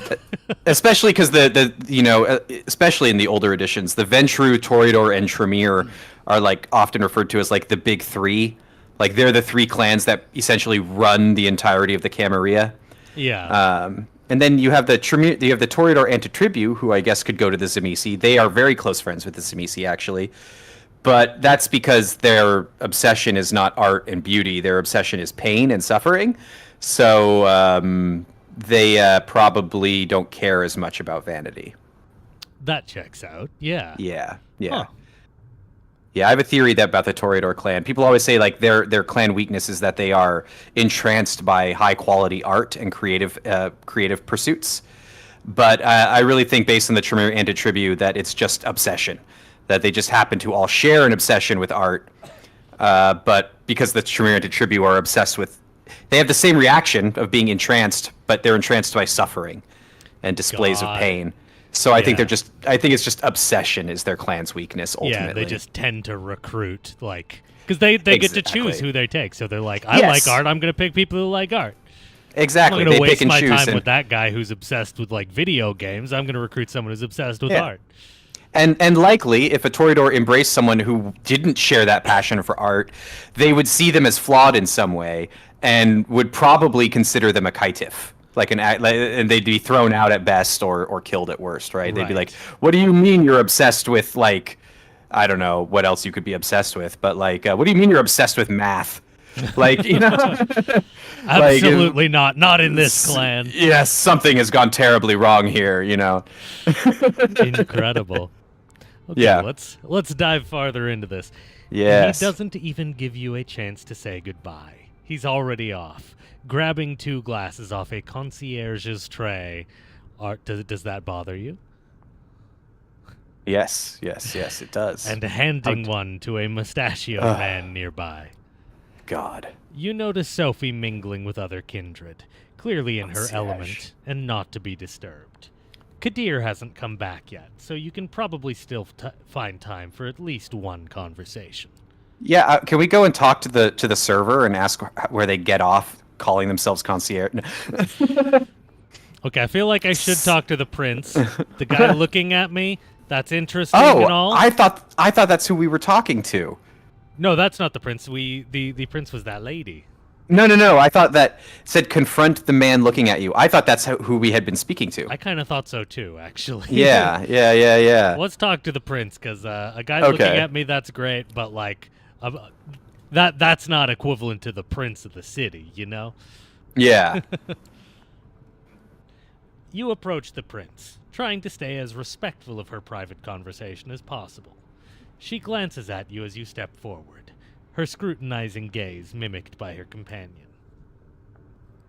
She addresses the dark-skinned woman before turning to you. Excuse me for just a moment, Samira. Yes, William SRD. What is it?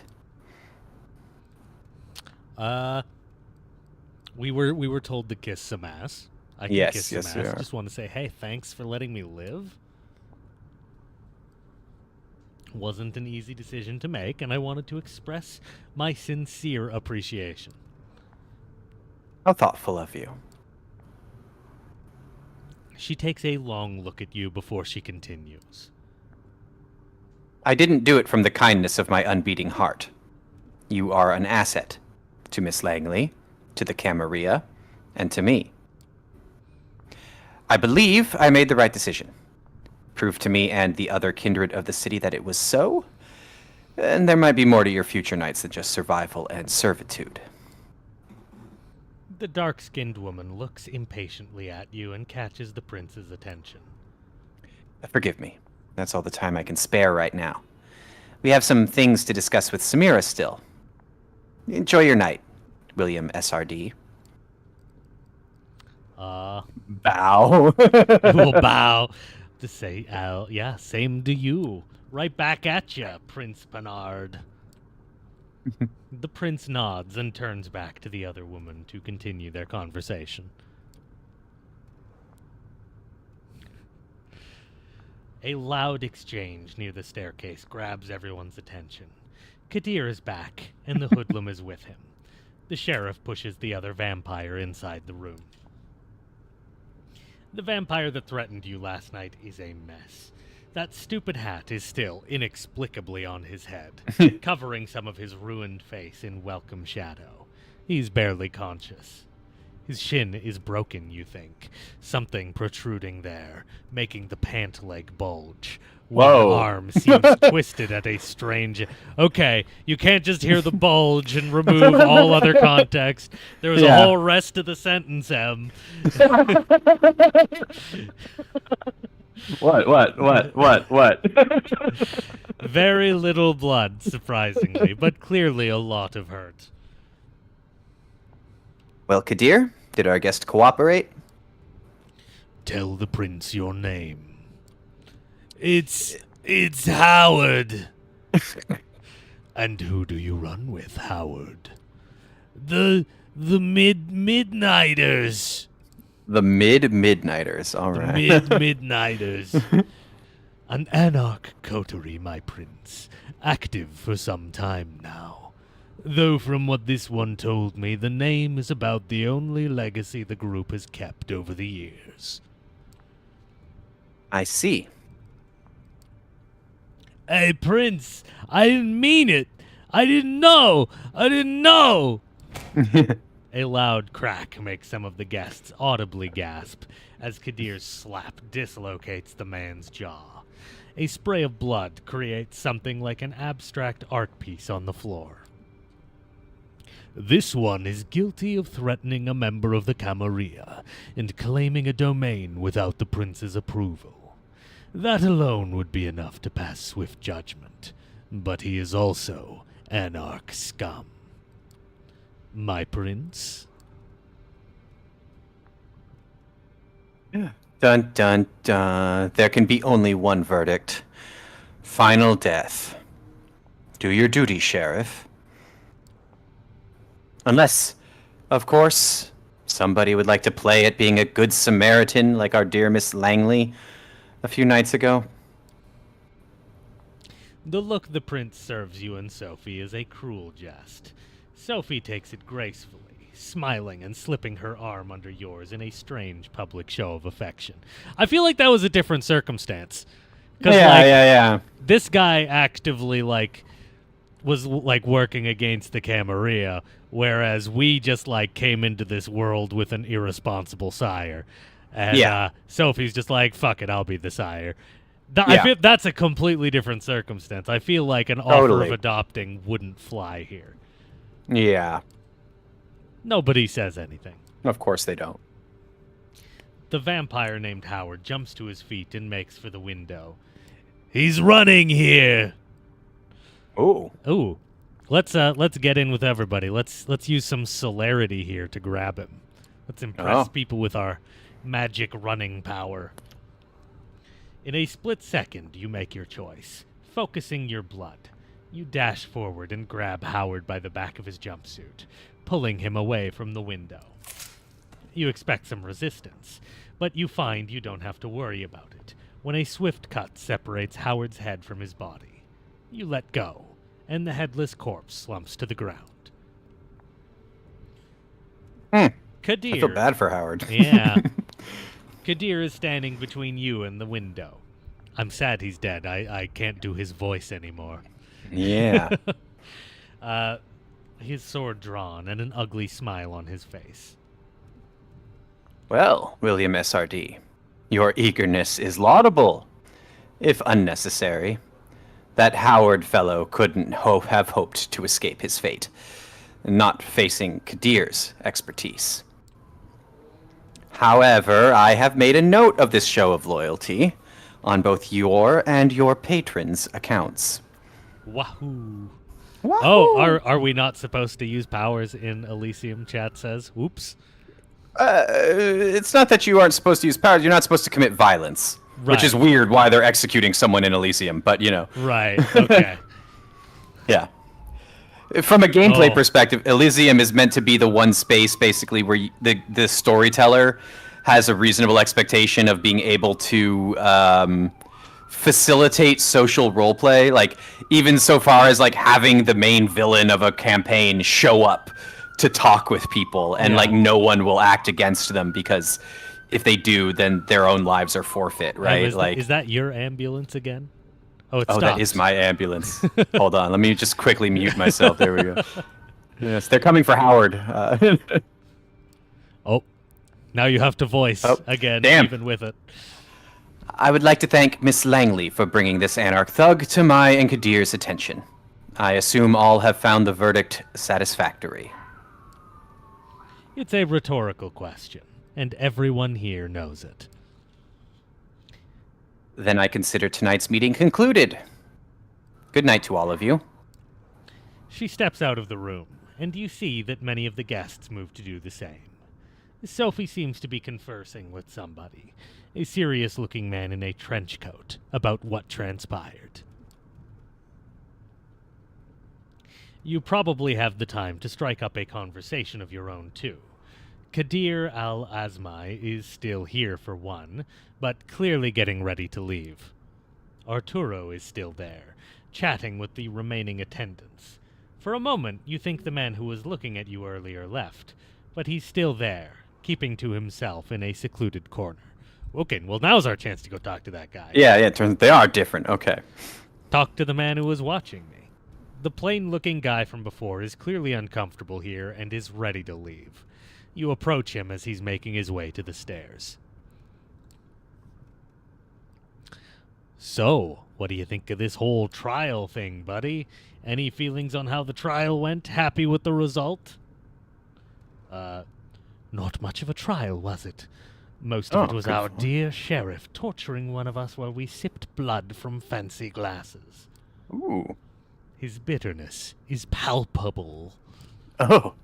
Apologies, I'm not in a great mood. The name's Larson, or you can call me Robert. Either's fine. What's your role in this here court? Do you have a role, or are you just here for the company? Ha! That's a loaded question. I'm one of Prince Bernard's primogen. I'm usually here to advise the prince, but clearly that wasn't necessary. So I'm not entirely sure why I came here tonight. What about you, though? How does it feel to have had a hand in the same kind of business that could have ended in your final death? No, wait, that's unfair. I forget how new you are to all of this. Not sure if you were paying attention the other night, but when the prince mentioned diverging opinions on whether you should be executed or not, that was me. I was the diverging opinion. Oh, well, thank you. Wow. Wow. Well, thank you for not wanting me to die. That's huge, thank you, even if it didn't change the prince's mind. Yes, that's usually how it goes. Listen, I don't want to be rude, but I appreciate you reaching out, but word of advice, stay away from me. Many vampires in this sect regard my position as primogen to be some kind of a joke, you know. You talk to me, they'll notice, and they'll hold it against you. You have a quick look behind you and see that a few of the kindred keep shooting you curious glances. One woman in particular, a redhead boasting a fanciful hairstyle, watches you disapprovingly. Some of them already do, I imagine. Listen, I need to go. Enjoy your night and all that.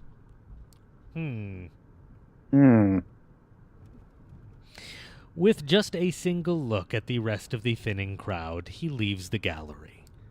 I wonder which clan he was in. My money's on Malkavian or Nosferatu. You think so? Mm-hmm. I guess I misunderstood. I was going under the assumption that he was...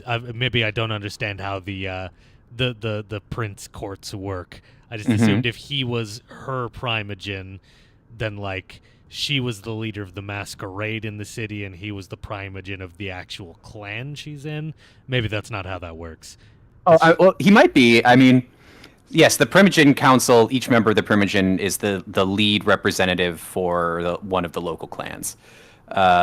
So he could be Ventru Primogen, I suppose. Okay. Doesn't seem like the sort who would be Ventru Primogen, unless I missed some dialogue, but...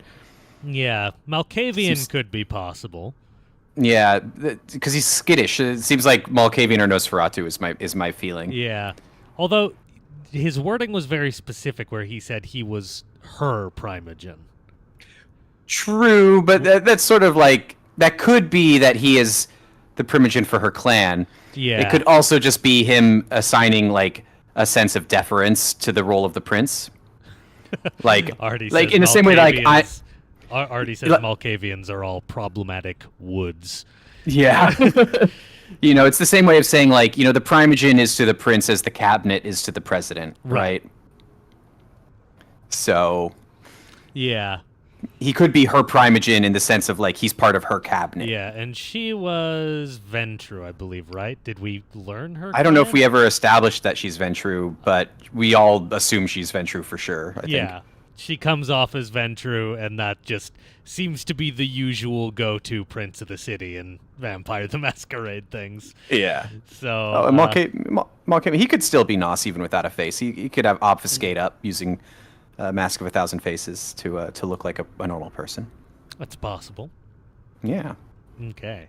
Sophie... He wouldn't be Thin Blood either. He wouldn't be a Kaitif. Right. They're not entitled to a primogen. Yeah. Sophie ends her conversation and walks over to you. Interesting evening, wasn't it? Come, Gregory's waiting downstairs. She seems preoccupied with something, and not in a talkative mood. It's an awkward ride back to the city. The extroverted introvert, you called it. Yep. This time you arrive at another building, just 2 streets across from your apartment. She brings you upstairs, through a very nice lobby and a luxurious-looking hall, into her domain. What? Please, have a seat. I shall be right with you. That's a nice apartment as well. This Look is at that. Great apartment. This is much nicer than ours. Oh it doesn't have like random things that don't make sense. Although we haven't looked that hard yet. The TV's mounted on the wall. Look at that. Yep. She's got an old movie set floodlight in the back there. Yeah. God, I want to get a movie set floodlight. That's such a nice piece of furniture to have around. They do get hot, though. I mean, I guess they make LED ones now, but if you want a real one, you could warm up an apartment with that. It's not nudity. It's art. It's oil and canvas. They don't have nudity. They don't have nude. They only have oil and paper. If YouTube gets mad at me or gives me a strike or something for this, I'm gonna be so mad. Because, they specifically say that art is, fine for nudity. Yeah, I think you'll be good. I think you'll be good. Anyway, okay. You take in your surroundings. The apartment is like a gallery, an old-school smoking room that you've seen in some period piece once, and a nouveau riche's living room, meticulously combined together. Sophie's got taste. Hey, and a cigarette. No, apologies, old habits die hard. Clearly, some stick with you even after your death. She drags on her cigarette and breathes out. Breathes. How is she doing that? Can you do that? Oh, yes. You might not know, it takes some practice, but you can keep smoking if you'd like. Other things, too. Experiment. You might surprise yourself. I'm just picturing spending countless hours in a dingy apartment with a cigarette to your lips like, come on, breathe, come on. I gotta change the batteries on this microphone real quick, Oppie. Oh, okay. I will voice Sophie temporarily. Okay.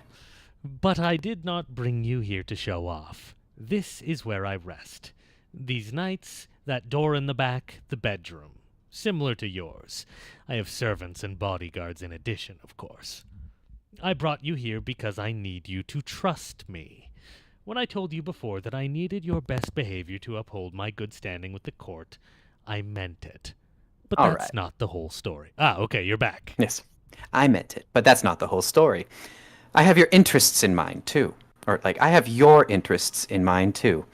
That's why I've given you your own haven. Ah, so it's not standard issue. Yes, no. Why I'm trying to teach you how to navigate this new reality. But you need to trust me, or else this won't work. You can come here whenever you feel like asking me something. When you're in trouble, too. Though I hope that won't happen often. I would ask you to come here when you wake up tomorrow. I'll have something to discuss with you. Okay. Yeah. Actually, I wish I could do more of like a. Yeah, I wish I could do more of like a voice for her. You can always practice it for next week. Practice it in my mirror for like an hour. Just like embrace the mommy voice. Yeah, I'll get Latula to help me. There you go. Why not discuss it right now, since we're already here? I still need to follow up on a few things before we speak. Patience, fledgling. Fuck, when you were away with your microphone, I should have just given him the dead guy voice. I still need to follow up on a few things Dr. Girlfriend, this character. That silence again. There is definitely something on Sophie's mind tonight, but she doesn't seem eager to share it with you just yet. Okay, I want speculation here from you and chat. Okay. So Sophie clearly planning something. Yes. Something that is going to blow up on us, right? But of course. She's an obvious femme fatale. Absolutely. Is she planning something that, like, is this specifically to our detriment? Are we the dupe here? Or are we just, like, someone involved in her plan and, like, she wants to take us along the ride, you know? I mean, I think we're definitely a dupe because, like, you know, at the beginning of the game, there's that whole monologue, right? That we have sort of assumed was delivered to the person who embraced the character. Yeah. And then she conveniently is there to be like, "Ooh, I'll take this one under my wing," right? Oh, you're right. Yeah. Like, I bet that there's a connection there. That this is all part of some machination. And that this is eventually going to blow up, and like this is going to turn into some kind of power play. Knowing Vampire, it's probably going to be an attempt at like a praxis seizure to like replace the prince with someone else. Yeah. Who knows? Like we don't even know what generation this character is. Like for all we know, like you could actually be a very potent vampire, right? That's true. We have no idea. Like that could be an elder who bit us. Like, we have no idea. Yeah, exactly. Like, you could be 7th gen or something for all you know. Is there anything? No. I was going to see if we had, like, a character sheet, because I know in other Vampire the Masquerade video games, they've given you a character sheet where it, like, shows your generation and stuff. Nah. Okay. I'm leaving for another visit. Come downstairs with me. We'll give you a lift. Oh, and Obstark, the prince will see it coming. The prince always sees every praxis seizure or power play coming. That's part of being a prince. The challenge for vampires isn't concealing your power play from the prince. It's acting on it quickly enough and thoroughly enough, and setting it up in just such a way that even though they see it coming, they can't cope with it, right? They can't adjust, and ultimately they have to either surrender or face whatever fate you've decided they're going to face. That is basically how it went, even in the Kindred the Embrace TV show. It's on the brain right now because I was just finishing up the video on it with Sheridan, and it's very much like that. Where like episode 1, super obvious that the Bruha's making a play here, and just the prince is just kind of bound up in this situation where he can't necessarily act yet. Yeah, that's why chess is used as a metaphor in Masquerade so often, because when you're playing a game of chess with someone, you both know what the goal is, right? It's to unseat the authority of the other side. Like, that's coming, and the whole game is about maneuvering your opponent into a position where once they finally, all you have to do is make one move, and suddenly they can't do anything. They're at your mercy, regardless of the fact that they knew you were trying to accomplish this the entire time. Yeah. So that's certainly what's going on here, in some capacity. Yeah. Just because that's all vampires do. They're bored, so they politic. They're bored, they politic, and the only potential for advancement is backstabbing. Yeah, yeah. And they're like rats, they're everywhere, so like you can't really escape them. You can never be like, I'm gonna go to a small town and just live out my fucking unlife and like not have to worry about it. No, there will be other vampires in that small town, and they will be unhappy about you coming to their small town because now the feeding arrangement is going to be thrown off. There's no option of just like, hey, I have the option of living forever. I'm just gonna enjoy it. Yeah, You can't even get like you can't be like, I'm gonna go to Colorado and get a fucking cabin in the woods and just because then the werewolves are going to be like, bro, what the fuck? Like, yeah, exactly. It's really, you're stuck with your own kind when you're a vampire in the world of darkness. Yep. Okay. Let's continue this. A quick trip, a promise that you'll show up tomorrow, and then some polite goodbyes later. You open the door to your haven and gather your thoughts. Mm-hmm. It's exciting in a way, being dragged deeper and deeper into this secret society and its rules. Whatever Sophie has planned for you, it's bound to teach you more about this thing you have become. You sink into your vampiric sleep with just a sliver of hope. It's a welcome change. Okay, so I have to go pick someone up in like 45 minutes or so. Mm-hmm. Oh, okay. And all of these days thus far have taken about an hour. Yes. So I think this is just a nice, clean place to end this for tonight, and we will pick up again. Not in that many days, because this stream got put off. So on Sunday, we will be back to do the next day. What are you thinking of the game so far, now that we're a little farther in? I'm liking it. It's a little bit funny because like when you were away getting your water, I was talking with chat and sort of we briefly talked about how like no game can present a lore so dense that it necessarily justifies the amount of like beating around the bush and like time that characters in the world take.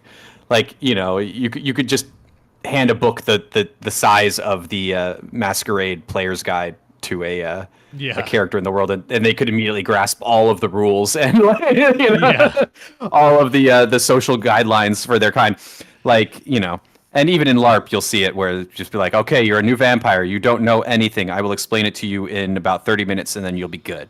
Easy. So, but that doesn't make for a compelling story in a situation like this. But I do think it's funny. Yeah. I feel bad. I'm impressed that they made me feel bad for Howard.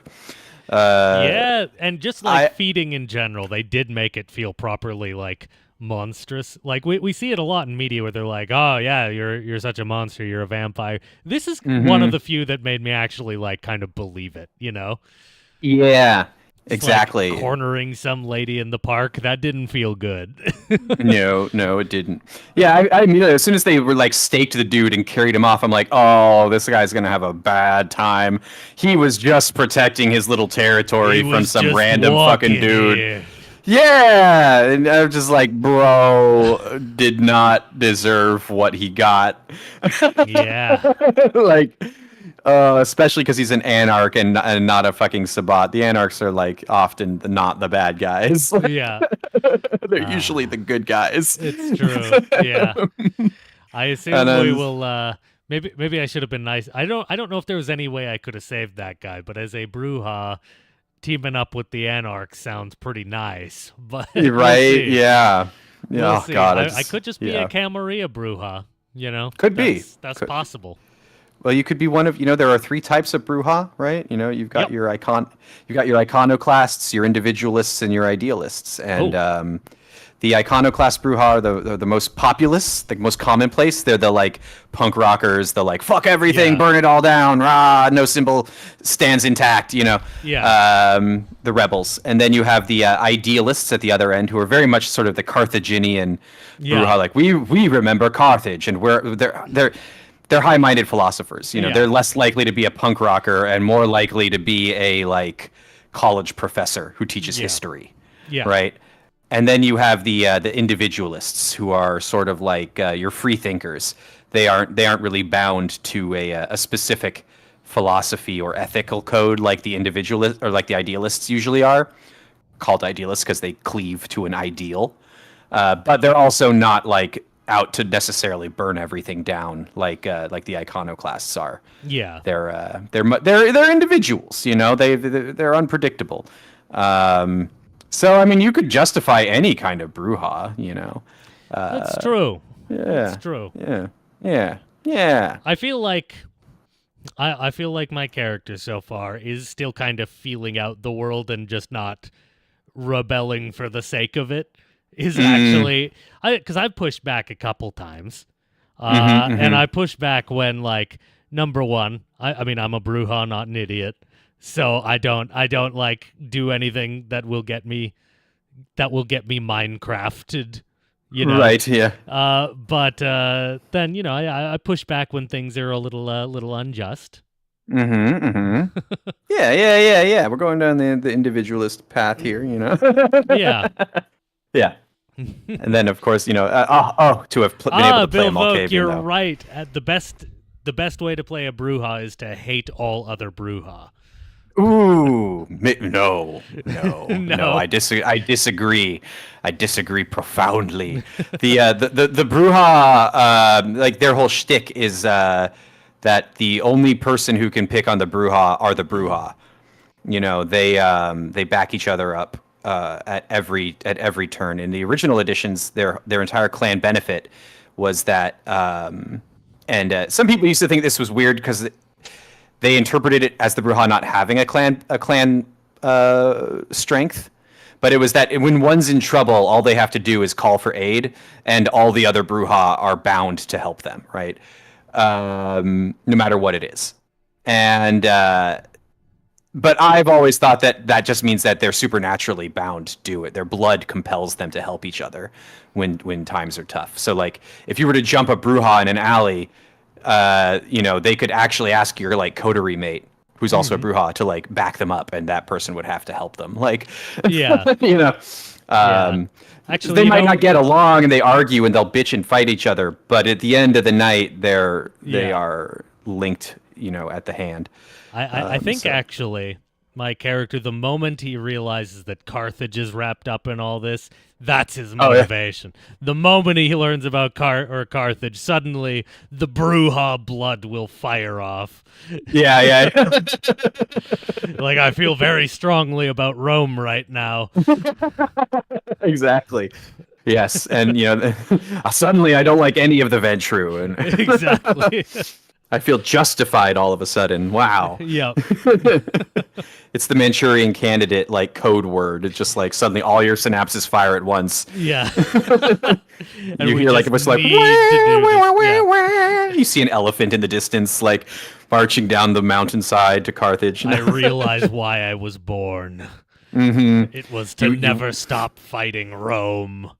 You whisper the name Hannibal on your lips the first time you wake up after that. I need to read more on World of Darkness Hannibal, because that's what an amazing thing to have Hannibal alive and an immortal, very angry vampire. That's incredible. You know. Yes, I oh god, no, there's so many interesting things in their deep lore. Like, it's the whole fucking World of Darkness is nuts. Yeah. I'm a big fan of the Malkavian deep lore myself, because they have the Malkavian Madness Network, which is, like, their ability to recognize other Malkavians, sort of the way Highlanders, like, Immortals, do in the Highlander series, right? They enter a room and they just get a little ping. It's the same thing with Malkavians, but, like, for a long time, people were like, why do they do that? What is that? And it turns out that is actually just Malkov. That's just the antediluvian. It's like the there's, like, a low thrumming hive mind at the very back of the skull of all the Malkavians, and it doesn't control them. It doesn't make them do anything, but it is the reason why, even if they embrace someone who's not mentally ill, that person will develop some kind of mental illness. That's Malkov, baby. He lives in your brain. And Yeah, Sheridan, anytime anyone calls something the whatever number Rome, a Bruha somewhere flies into a rage.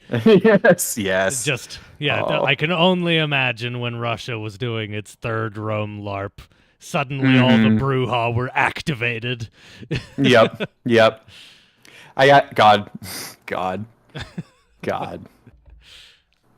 Anyway, let me hit rest here, and then I assume that'll save us in the morning. Likely. And yeah, this is a good spot to end because we can like, you can probably save with the book up here, right? One of these options. I think that's just this thing. Oh, okay. The dictionary, but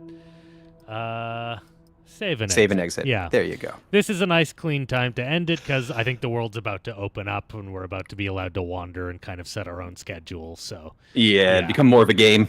Exactly. Yeah. Yeah. Let's save and exit here. Let me switch back to the just chatting stream. Yes, I didn't realize how nice the room looks with the specific light. Those wolves, they're really doing it today. Wow. They really are. Yeah. Look at that. It's so blue. Is that like blue light in your room? Do you have a blue bulb, or is that like it's just the color?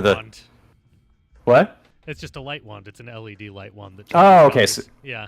Okay, so you are using like a blue light in your room or something. Yeah, it's just it. Oh, right. You're on Discord, not on the stream. Yeah, I'm on the stream as well. I can see you. Yeah, right behind me. There's a blue light over by my like little fan here. Nice. It's just this like, and honestly, one of the best things I ever bought for my YouTube channel was like, I bought 2 of these light wands. They were like $40-$50 each on Amazon. I can change to whatever color I want. They're incredible. I wish I had them right from the beginning of YouTube. They're great. Nice. Oh, and I even use them for like other stuff too. They're just nice as like a home decoration, you know. Yeah. You want a little like LED gamer vibes while you're playing late night. Well, you know, I mean, for streaming too, like just colored light seems to be like an immediate way to say set design, like to your audience, right? Exactly. Although I wonder for next week, is it better down here? Ooh, maybe.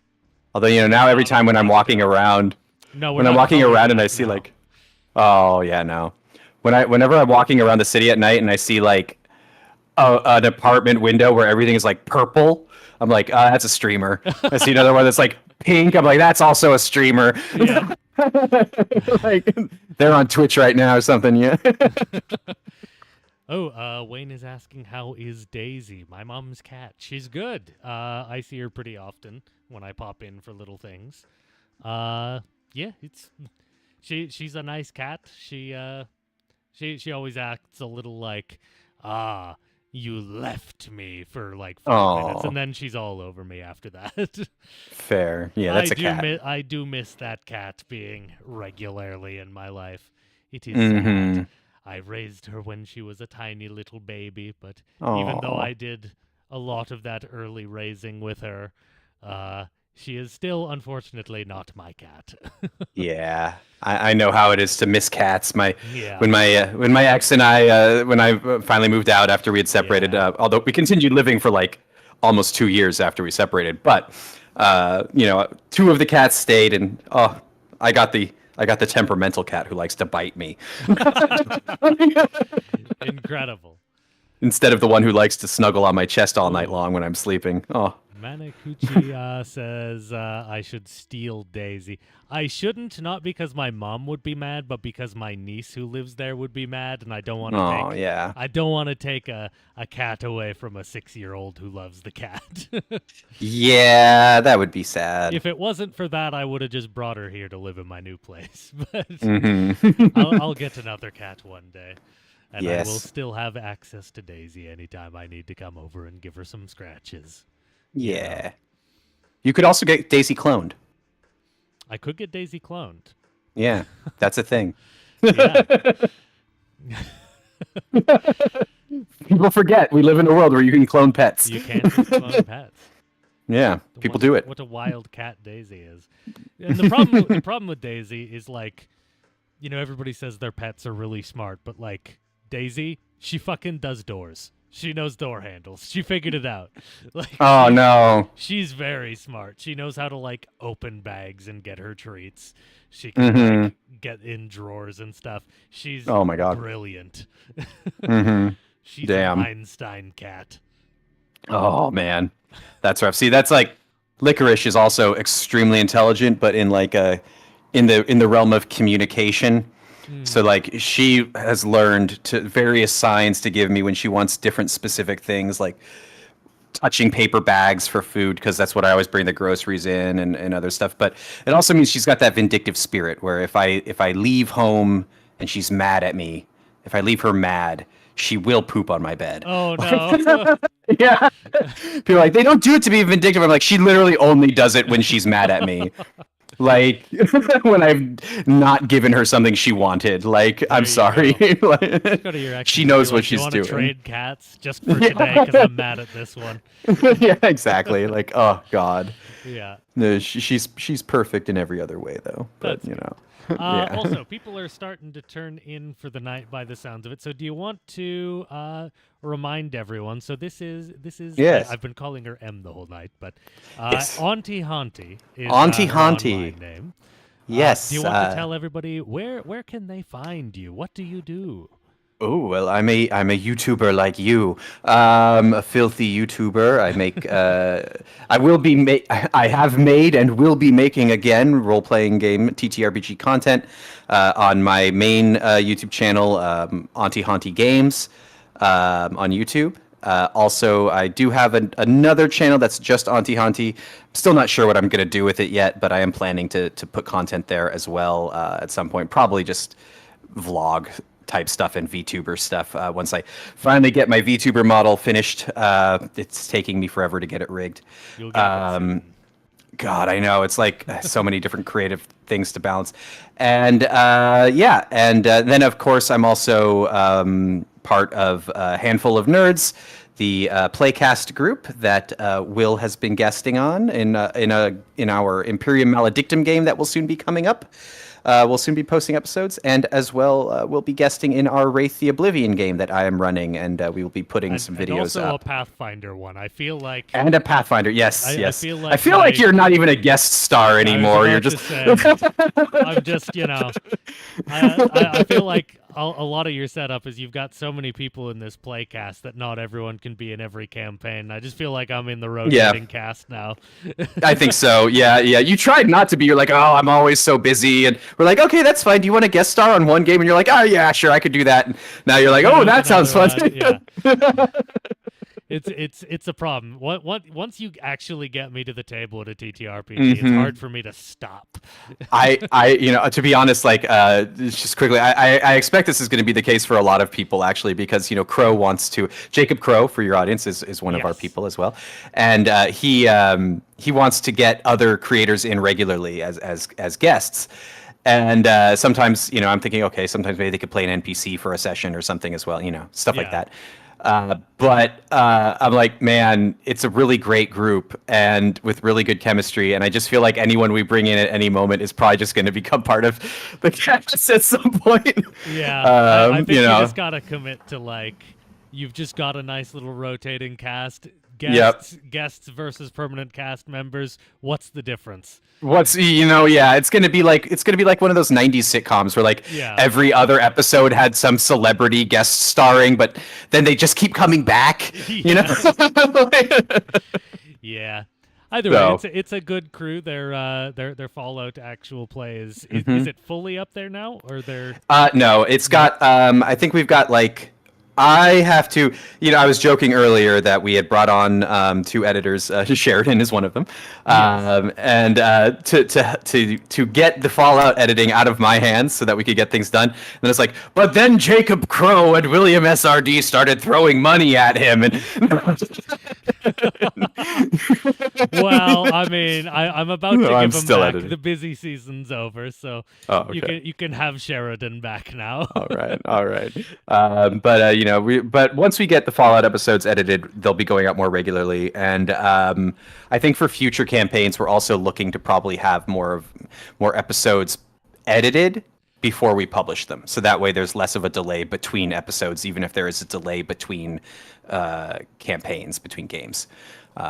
So it's because, Lord, editing down 3 hours of gameplay into 1 or 2 45-minute episodes is actually a ton of work, and actually seeing seasoned and experienced editors who are now on our team taking just as long it makes me feel better about myself. It's a specific it's a specific type of editing too. Like I hate that style of editing. Like not like watching it. I like watching it, but like doing that style of editing where you're like cutting something down. Oh yeah, I don't like it. It's so monotonous. Yeah. Well, and then like you have to do so many passes because you're like, let me get rid of as much of the junk as I can, and then like, oh, it's still 2 hours. Yeah, great. Let me do another pass of cutting junk down. Yep. No, I cut this thing, and no, I needed that part that I cut for this to make sense. And, Yeah, and then you're like, well, okay, now I can find a place in the middle, maybe that'll be a good end point. You know, like, it's oh my lord, it's so much work. But this is how we learn, and in a couple years from now, we'll be a powerhouse like Critical Role. I'm certain of it. Indeed. Well, there's not a lot of people who are doing like properly edited actual plays that like don't waste anyone's time. So it's true. It's true. I think you've got a good niche there. You got a great cast, good chemistry. You've got people on the cast who like already have a following and are happy to like be on and push people there. So I think you've got all the recipes with the handful of nerds to be a successful actual play. Yes, I think so. I think so for sure. If not the next Critical Role, then maybe the next Arcane Arcade or something. You know? Exactly. I feel like one or two more series and you'll be at that like 1K monetization stuff, and then you got a little budget to work with, and Yep, it'll be good. Yeah. But yeah, so that's where you can find us. That channel is Handful of Nerds, obviously. So yeah, give us a look and see what you like. For sure. We will let you guys go. Thank you all so much for watching. You will see us here again on Sunday. Pop into the Discord if you haven't already. I'll drop a little link in the chat there. It will be the best way to find out when the streams are. There's a little stream schedule in there. Let me create a little invite. Hey, Will. Yeah. I'm seeing here on your screen, your stream screen, on Twitch, you're the SRD bag. Yes. Do you not co-stream to both platforms? I've been meaning to. I haven't. You should. I should. Do it. Do it. Yeah, I will get around to it at some point. Good. And then we can get you to come to TwitchCon. Yeah. Oh, is that all it takes? Yeah. It was so much fun. You guys gotta. Okay. Next year. Yeah. I could be down for that. I really had so much fun going to Gen Con this year. Like now I'm like, how do I get more cons into this? The only thing I'll say is, and this is not to you, this is to your chat here. Just before he starts co-streaming on both platforms, you really gotta like exercise your muscles as a chat, because it's very common for the Twitch chat and the YouTube chat to have a rivalry develop. So you gotta work out those jest muscles where you can start jesting at each other. Yeah. The only thing I guess with Twitch streaming is like I feel more pressure to stream very regularly if I'm on Twitch as well, because I feel like that platform's built for that. No. I mean, yes, but no, because like YouTube has an algorithm, right? That looks at how often you're putting content on your channel and what have you, right? Twitch, as far as I know, doesn't really do that. I don't think that the frequency of streaming that only impacts your ability to reach certain milestones, like affiliate status or partner status. Fair and enough. That you can strategize for those, for those pushes. That's not hard to do at all. I have been enjoying this so far of doing a weekly stream. I know we missed last week, but doing a weekly stream has been fun. We could press on with these visual novels for a while. I think so. Yeah. Yeah. Then there's more stuff. I will eventually do another, like, because I did my Mordheim playtest. I streamed the entire thing. I'll definitely do that again for the occasional game. Hell yeah. I'm thinking I might do it for Baldur's Gate Dark Alliance. Ooh. Yeah. Okay. Nice. But we'll see. Anyway, I Yes. will let everybody go. See you guys on Sunday. Good night, everybody. Stream ends now.